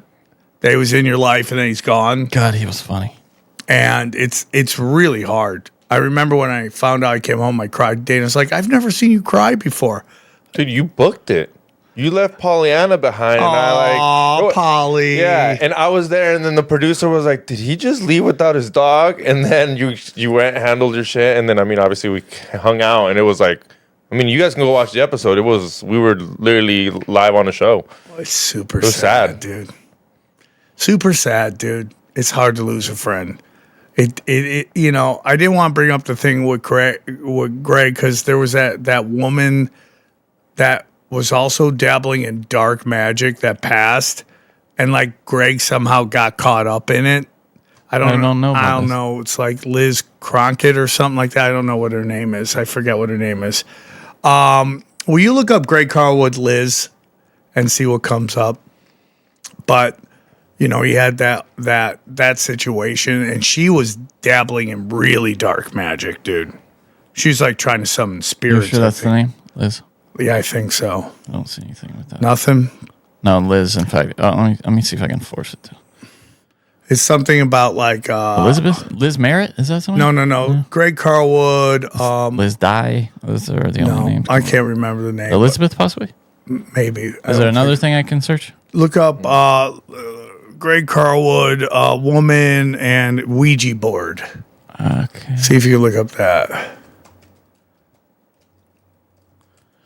Exorcist discusses possession and Ouija board history. Greg Carlwood said chance. Occult rejects came up. That's the first result. I don't. Okay, it's fine. But the point is, this woman was very well known, and she was like talking about the. She died? Yeah, mysteriously, and it was a big thing. For Jessa Reed, is that? No. Jessa Reed. I miss Jessa Reed. We got to get her back on. Jessa Reed's the one who did, like, drank her own pee when she was tweaking. Oh, yes, of course. Yeah. I remember. Dude, we've had a couple people talk about drinking piss on the show. Yeah, but that one's unforgettable. Yeah. That's funny. Nothing. It's been almost deleted from the internet. I've tried every imaginable search term. Johnny, you know how he said you can just buy an acre and kind of just let stuff kind of grow? Is that like doable? Like you can where you said get a automatic coop pen and stuff? Yeah, I mean, like you said, you gotta. That's what Liz Cronkite. That's who it is, I think. Crockett or Cronkite? I think it is her. I don't know if she's still alive. Kronkin? Hold on. Crokin? Hold on, Johnny. We shut the.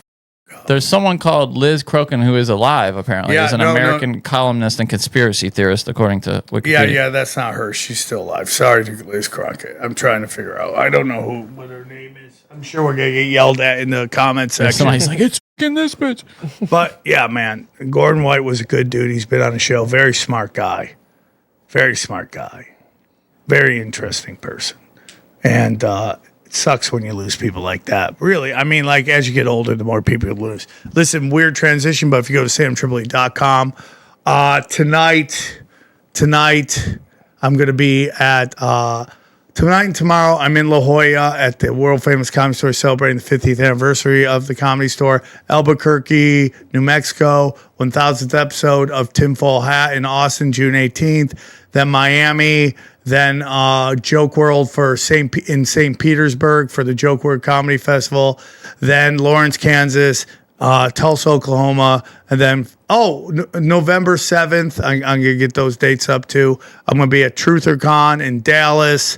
And then Skankfest for New Orleans, and then rounding out at the Mothership. So busy. Go to samtripoli.com. All this premium content with my amazing thumbnails. Trying to put up 3 a week, 3 a week, so you get more bang for your buck. Really deep dives. I decided I'm going to watch some of Gordon White's stuff on there, just to break it down and learn together with my listeners and fans. Cash Daddies, talk about Johnny. Yeah, it's a podcast that we host. We just did our worst episode ever. Congratulations to us. Where we discuss retirement, finance, investing, and preparing for your future. And we have a boomer who can't run, doesn't know how to work a computer. Yeah. Does not know how to work a computer, but he is amazing, and we love how we do it. Yeah, and he this week gave a big tip on how to get into the SpaceX IPO. I could have gotten in that early. I should have done it, and I didn't, and I'm a stupid person. Don't off yourself. It's all right. Okay. And then go down, dying laughing. You can watch the doc. Chaos Twins, I'm dealing with Kickstarter right now. I'll get back to that. T-shirts, I got two new T-shirts getting made right now. Yep. I'm going to have me on a throne that says Sam Tripoli was right. Oh, God. And then I have one of me as Tupac in the colors and says, I am the source. Your blackface? Because every time I go, no, it's going to be me as me. You retard. Little haughty. Little holier than thou. Every time I go on the shows, they're like, so, what's the source? I'm the fucking source. Are you doing like the stomach tattoo where he says Thug Life? I'm going to do the one. I found this cool design of him where he's doing this, and I'm just going to have it as me, and just says, I am the source. Sam Tripoli, I am the source. T-shirts available at tinfoilt-shirts.com. Gold and silver, support our good friends. They've been sponsoring shows for years now. Aquacure Hydrogen Brown Gas, Harley Ray, Candles and Crystals, and then our good friends at Chemical Free Body. Took it today. Loved it very much. Anything else, guys? Check out my podcast, XG Marks the Spot. Please go check it out. Broken Sim is out there in the world. Check it out. Also, I'm on Twitter arguing with people all the time. Johnny Woodard on Twitter. Okay, go to World War Debate. Good news. Things are coming. We're about to announce a date. And World War Debate, thank you. And then we're about to announce the debate. And then finally, at the end, if you go to youtube.com/Sam Tripoli, there good it is. comedy, Sam Tripoli Comedy. Oh, you want the other one? Okay, Yeah. I got you. If you go check that out. Also, check out our our YouTube channel. Please support us. Yeah, you go there. I just put another 15-minute. It's right there. It's The called truth. Opiate for the Asses. Teach the children well. Dude, those are the females that are your fucking shows. I should go that's more a often. fucking thumbnail. Oh. The chicks were hot though, dude. They were hot. But go check it out. The comments are all like, "This is fucking insanely funny." So check that out. Back to mysticism. Is it Tracy Twyman? Yes, that's it. Tracy Twyman. Thank you, Johnny. Yes, she's an American author and researcher, best known for writings on the occult symbolism, secret societies, and alternative interpretations of history. Yeah, I mean, you start dabbling in that shit, it gets bad fast. Oh, shit. She had a video right before she died. Yeah, it gets very, very crazy. Mysticism, your guys' thoughts, Johnny, as a Christian, what do you think? I'm careful with it. I don't you know, I mean, anything where you don't know the rules, it's a game where you don't know the rules, that worries me. Do you know what I mean? Like, what are the rules to that? Whose rules are you believing? Right? Like, because there's some people who will tell you that anything you get is going to cost you something. I totally buy into what he's saying about, like, what was he saying? Like, it's an opportunity multiplier or whatever. Like, where you gotta apply yourself, apply to the job. You know, be positive mentally. Like, those things are benign and possibly beneficial. But anything where you're getting into magic and the occult and all Makes that you stuff. nervous. Yeah. Again, dude, I'm on this Sam Tripoli TP USA thread. I mean, these guys are going deep, dude. What do they think about this? Well, they go deep, like, into basically the manipulation of Judaism, the manipulation of Christianity, with who founded Islam, you know, like all there's this a lot shit. of funny business there, yeah. And all of it. Yeah. And, you know, and again, it gets into like dark arts and, you know, and child sacrifice and all that shit. And it's like really crazy. The best guy to listen to is everywhere now is Wes Huff. If you want to go back on the early Christian texts, nobody knows that shit better than him. Do you like him? Yeah, I do. He knows all the. I mean, he speaks and can read all. Or not. I'm sure. Johnny, he you doesn't speak love all of them, but readers, dude. He can read the original scripts. You know, like he knows, and he's an expert in handling the old manuscripts and stuff. And I think it takes someone like that to kind of separate the bullshit from the real shit. So anyway, I like that guy. What's your thoughts on mysticism? I mean, it sounds weird because, I mean, praying is trying to kind of like making shit happen, and it happens. Manifestation. Yeah, when you do it, it happens. When you pray for something, and you can't just pray for something and not actually try to do the act of doing it. So I guess it's part of praying and actually manifestation and actually going and do it. Like, you can't just pray to get a job and sit in your house and you're going to get a job. It's also praying and then going to go and doing the action. But Johnny, do you pray I do. Yeah. every morning and night? Do you get on Not your every knees? morning and night. No. I mean, you know, the Bible even says that, you know, the famous faith the size of a mustard seed is enough to move a mountain if you have genuine faith. And I just think genuine faith, genuine belief is incredibly uncommon. I wish I would have asked Greg what he thought where Jesus' role in the whole thing is. Yeah. so, like, you know how. Even I asked this very deep thread. Was Jesus, what's your thoughts on Jesus? Go, was he real? Yes. So even they are like, Jesus was real. So you know how you brought up that Santa Muerte thing? Some of my homies actually practice that. Yeah, I know, dude. Yeah, and one of the rules is for one of the big guys that practices is when he's on tour, that candle can't go out. He'll send some of his homies, his workers to go and keep that thing lit. They have to give it it's rum. It's got this certain thing. It doesn't look evil. Like I'm saying, It's not rum? You have to give it rum. It likes to drink rum. That's what it's. Yeah, I know it's You're liquor getting of demon choice. shit faced or entities. Yeah, and you give it rum, and you got to keep It's like the a chia candle pet. lit. Yeah, and it does, and it doesn't look evil because you would assume it's evil. So I don't know if it's good magic. It's still magic or whatever it is, but it's still creepy because you have to keep it thing. And I'm like, well, what if it turns off? Does your magic go away?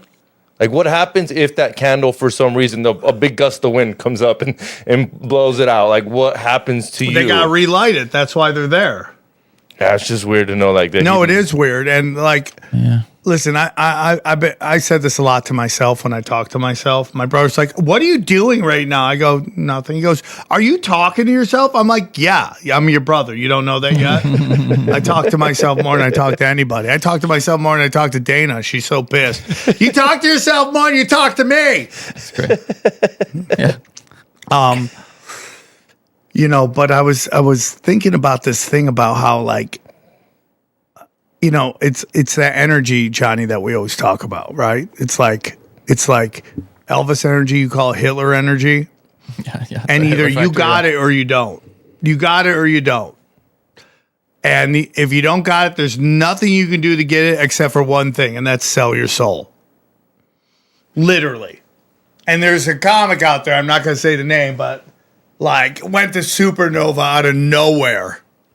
And it's like, that's kind of crazy. It's probably not who you think it is either, Johnny. No, I'm not trying. I'm just thinking of, because I mean, there are guys you've seen their early clips, like in open mics and stuff, and you would think they were going nowhere. But it's that like became just monster killers. Yeah, right? but like Theo Vaughn, Sebastian Maniscalco, both like when you watch them at first, you're like, there's nothing there, and then they just exploded. I'm not saying it's not them, but you would say now that they certainly have that it thing, right? Well, I think they always had it. It's just it took time to manifest. You know, it's like, why is Sebastian Maniscalco as big as he is? Well, he's a great comic. He's a great writer, right? But there's a lot of great comics and there's a lot of great writers who nobody's ever heard of and will never hear of because they just don't have the energy. But Sebastian looks like John Gotti. Yeah. Like he's the most plug and play motherfucker you'll ever see. And I'm not saying that in a bad way. God bless him, dude. You know, the notion that if I did everything that Sebastian did, I would be where Sebastian is, not true at all. Sebastian has that energy. He fills that niche. He's great. He's an awesome comic. And he fills the niche for an Italian celebrity that America hasn't had for a very long time. Yeah. America has always had an Italian celebrity, whether it's Frank Sinatra, Joe DiMaggio, Sylvester Stallone. Yeah. And they didn't have that for a while. And now they got Sebastian. You know? He does it great. Yeah, he's killing it. God bless him. Good for him. He won in life. I love him. So anyways, but this guy can't, like, his energy is completely different. Like, I knew Sebastian at the beginning. Same guy. Just more of himself now. Nicer clothes, nicer cars. You know, in your backyard, you could have a couple chickens. Not there, dude. It's maybe chickens. But dude, I'm telling I've been seeing coyotes everywhere. There's a guy around the corner from my house that has like 4 goats and a whole coop of chickens in a yard the size of yours. I want a bigger. I'm going to talk to Dana, being like, we got buy land. That's what we finally have a big yard now. The place we're going to, and it's, Johnny's going to come in overalls now. And fucking sell us cowboy hat. Hey y'all, just a farmer, Johnny. Whole family of bears across the street. A what? Yeah, a couple days ago. Yeah, we're just right up here in Topanga. A bear? Like bears? Fuck. Yeah, dude, bears. I've been seeing coyotes all bears. over the valley lately. Oh, dude, 2 of them followed me home from the grocery store last night, or 2 nights ago. Yeah. Oh, they were like, we can eat that ass. Nah, they don't really want to mess with people. They're just, I think some idiots feed them, so they're 100%. looking for food. All right, you get these stupid ladies. I just want to say, with respect to what you always talk about with Hollywood. We had that huge horror movie I was talking about, Obsession, that was done by quite a young guy in his 20s that just did TikToks and shit. And now it sounds like this Backrooms movie, 20-year-old director, dude. No. Yeah, and they're saying it might be the first $100 million movie from a 20-year-old director. Isn't that crazy? When does it come out? Soon, I think. End of this month, something like that. So it could be finally what you were saying, where they finally just... go outside the system. Let merit take over again, or for the first time. Possibly. You're always gonna have rich kids being shoehorned in. It's always gonna happen. But maybe better. But rich kids.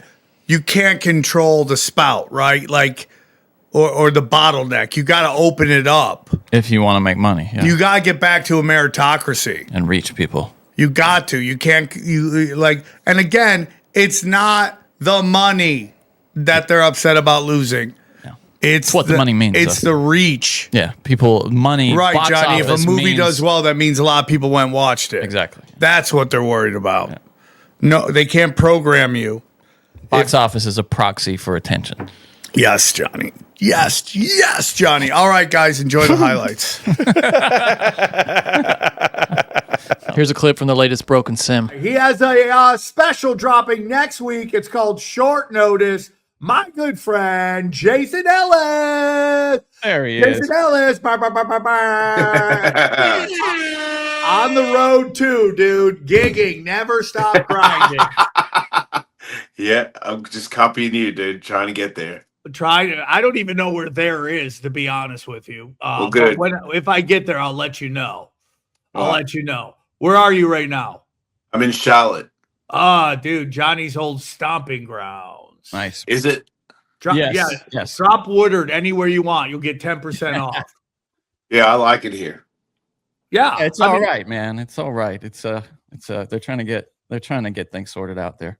What does that mean, Johnny? Well, I mean, it's a liberal city and a state that's more conservative, and so there's that tension. And I didn't see any gays. I was on the street all day. Yeah, it's not as much of that. It's definitely not like LA in that way. So, Jason, real quick before we get into anything, your special short notice. What day does it drop, and where can they find it? So I already did it, and then my skateboard sponsor wants to sponsor it, and then they want me to release it on Rumble. So now, after just like accidentally doing a show short notice, and then accidentally somebody had a really good camera, and then accidentally I called my friend Sam Tripoli and was like, "You should just make that a special," and I was like, "I could do that." And then my skateboard sponsor was like, "Well, we want to be a part of it." And I was like, "Yeah, man, that's cool. I'm not in a hurry. I just had it, so it's no big deal." And now they're like, "We're networking on an intro," and I don't think they realize that there's going to come a point where they're going to go, "So here's the idea," and I'm going to go, "Yeah, I'm not going to do that," like. It's my art, dude. Let me do my art. And it's already got weird because skateboarding, because Sam, there's this thing where skateboarders, like a lot of people are just like, "Yeah, I know you told a funny story one time about, you when you're a skateboarder." I'm like, "No, this is what I do. I don't really skateboard. I try to do comedy all the time." And skateboarders don't understand that. It's weird. They don't understand that could be your whole life, like it is when you're a skateboarder. Yeah, I get that. And it's also like trying to bring your demographic, your people to comedy. Some people can do it. Some people can't. I know guys who have huge shows and they can't get anyone to come see their show. So that is a hard thing. The conspiracy, wherever I go do stand up, every conspiracy theorist in that town shows up, and it's usually about 100 people. That's pretty good. I'll take that, man. Maybe I should talk about conspiracies more. Get into it, dude. Get into it. So you moved to Utah. Are you enjoying it? Oh, yeah, I love it, man. Yeah, and I don't even have my own horse yet. Once I have my own horse. Going into the mountains, I'm going to camp out there with my horse, and I'm going to hunt with a compound bow, and then I'm going to have like coyote fur stuff and like hunt and live in the mountains and stuff and bring back meat to the wife and then like bone her and stuff by the fire. I love it, dude. You're going to go primal caveman. Right back to factory reset, dude. Very Taylor Sheridan lifestyle. If you come over, I could like maybe barter some potatoes for like a sweatshirt or something. I love that, dude. That's the best life. That's the best altogether. So you were in LA and now you're back. You're on the road. Do you miss LA at all? I miss like a couple of friends. I miss being able to. It's weird. I miss my kids, but I talked to my kids on the phone. And when I was in LA, they're at this age where, "Hey, do you want to have a coffee?" They're like, "I'd love to, Dad, but I'm studying," or "I'd love to, Dad, but I'm at work," or "I'm actually out with my friends at a car show." And I'm just like, well, everything you keep saying is way cooler than having coffee with me. So you should probably just go. So, I get that. That's why I don't go on the road. Like, who was just, Big J last night was like, every weekend he's on the road. And I'm like, that sounds great. But also my kids are at that age where they're fun. So I'm just going to enjoy them until they call me dicks. Yeah, because there'll be a day where they're like, maybe not even, like, I think my kids love me. They're just like, "I'd love to, Dad, but you kind of suck. Like to hang out with. You're pretty gay. I mean, like you just sort of like hang out and talk about like, how are you? Like, I don't want to hear about how am I. I just want to know like what's lit or like who sucks or like I'm not a part of it, dude. I cannot be a part of it." Well, I am not good at showing affection. Dana still fights that war after 23 years. She still gets mad at me when I don't show affection. I'm like, I show affection by paying for everything. That's how I show fucking. I was in a therapy session with the baby's mama back in the day when I was trying to make it work. And the therapist is like, that's how he shows affection. He pays for everything. That's how he. Outside of that, I am emotionally bankrupt. I'm not going to cry. I'm not going to. You look like you're a little bit more affectionate than I am. I see you taking pictures and like, I'm never that guy. I'm just not. I'm just a caveman knuckle dragger. Yeah, it must be the gay in me or something, but I tell my kids I love them and stuff. Oh, I tell my kids I love them. That's because I like, you got to. You always hear, my dad never told me he loved me. I'm like, okay, I got to remember yeah, that. okay. Well, then, whatever. It's not that big. I don't know what I don't go. I mean, I don't want to embarrass my son like he's 17. So it's just like, what's up? You know what I mean? Like, if I text him, I'm like, I love you, dude. He's like, love you, dad. But that, you don't want him to get over excited about it in public around his homies. That's not cool. I can't wait to embarrass my daughters. Okay. Yeah, that happened too. But now she's like really doing well. So I really can't help it. It's not even there anymore. Every time I see her, I just go, wow, like you're just amazing and you're doing all this amazing stuff. And I'm like, I don't know. Are you sure you're mine? Because you're just. Yeah. Here's what I've learned about kids. If you keep them away from trauma, they're on their path in life. That's your job, is to keep them away from trauma. Get them to their 18 years old when they become themselves very early. Like, I was telling I was trying to do a joke, but people take it too serious, but it makes me laugh. Like one day I took away my daughter's iPad and she was only like 5 or 6 at the time. She's 6 now, but I think she was 5 at the time.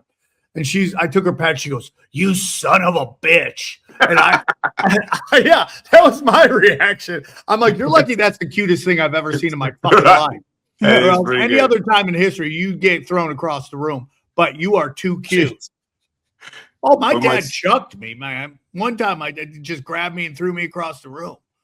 You can't hit them; they're too cute. Oh, wow. Yeah, I agree. You can't hit your kids, Sam. I know I'm making a very political statements here. Right. Yeah. If you'd like to hear the rest of this episode, subscribe to Broken Simulation in your podcasting app or check us out at youtube.com/Sam Tripoli. Las 6 de la tarde es hora de Primer Impacto, con las noticias más increíbles e impactantes de la televisión. Primer Impacto desde esta tarde a las 6 por Univisión Puerto Rico.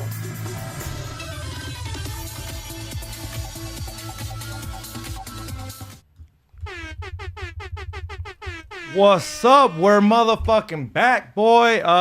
It's just me, solo dolo, no chili millie. I left her at EDC, guys. Well, that was me every day at EDC. I had a great time. I want to thank everybody who already watched it, who hit that like button, who left a motherfucking comment, dude. It's already at like 2,000 views. For me, that's a lot. So all I want to say is thank you. But I got a quick public service announcement, dog. I cannot believe it, dog. We got a bunch of maniacs in the building, and I don't know how we haven't found her, dog. How can't even talk right now. How haven't we found her, homie? You guys know who I'm talking about. I've been posting her a lot lately, dog, and I don't know how we haven't found her. I'm gonna play the video because it's public service announcement. This is her, dog. I don't know how we haven't. Move, nigga. I said move. I'm trying to record that bitch. ¿Si te lachas? ¿No te lachas? She's almost done drinking. She's ready to fuck.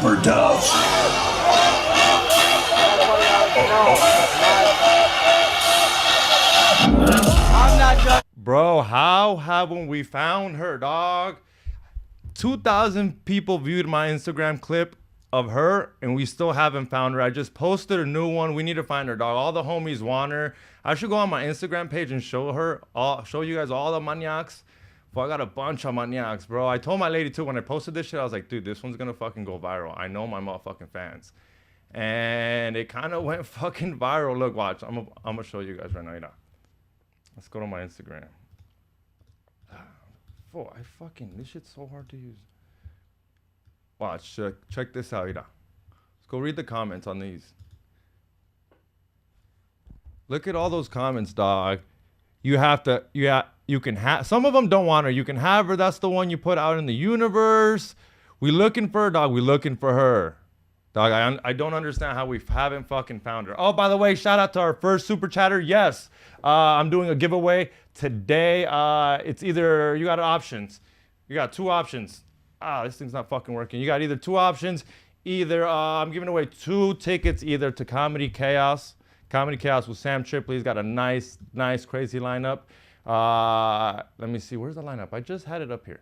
But Sam Tripoli, Bert Kreischer, Orny Adams, everyone's going to be there. I'm giving away 2 tickets. All you got to do is super chat. I'm giving away either 2 tickets to Comedy Chaos or the Olympics. You guys can decide. If you live in California, all you got to do is super chat, and you will participate for either Comedy Chaos tickets or the Olympics with the We Don't Smoke the Same crew. Everyone's going to be there. Chiclet's going to be there. Hey Darn, the building's going to be there. Shoreline Mafia's going to be there. It's going to be at the same place Dabbing Corridos was. So drop a super chat if you want to participate to win. And if you haven't already, We Don't Smoke the Same being given away major Olympic tickets. So go over there, go handle that. But back to this girl, dog. I still can't believe we haven't fucking found her, homie. Like, I know I sound like a crazy person, but I don't know. People on TikTok find like their lost love friend or their lost love lover, their high school sweetheart, and we can't find this chick, dog. She was at EDC. She obviously has an Instagram. The homies want her, dog. What me and my homie were thinking about, like, once I edited this shit, I was telling Fernando, I was like, bro, do you think this girl got laid? Like, she must have got laid, right, guys? Like, you don't walk around as a female with this t-shirt on and not get fucking some dick, bro. Like, you can't tell me you're not fucking getting dick if this is you, homie. Like, look at her. She's all right. Like, I mean, I wouldn't hit. I mean, that shirt says, that shirt, how do you not fuck with that t-shirt on, bro? And it's weird, because if a man wears that t-shirt, like, if you saw me with that t-shirt or I saw my homie with that t-shirt, I'd be like, you're a fucking creep, dog. You're a maniac. You're making us look super bad. No girls are gonna come up to us with that t-shirt, but I guarantee you this girl got dick. Day 1, day 2, day 3. I was telling my homie, I was like, bro, if I was single, this is how you hit on her, bro. You go up to her, kind of there chilling, vibing. If she gives you the eyes, you give her the googly eyes, are like, all right, what's up? So then you go to the bar and you buy 2 drinks, and then you ask her, do you want this beer? And if she says no, dog, she's ready to fuck, bro. It was easy as fuck to hit on her. I don't understand how. Boom, nigga. She was there by herself. I said, move. I'm trying to record a bit. Honest, find her, guys. No te lachas? She's almost done drinking. She's ready to fuck. She got pregnant, bro. Dude, she looks kind of pregnant. It's funny because Miss Pacalolo Flies.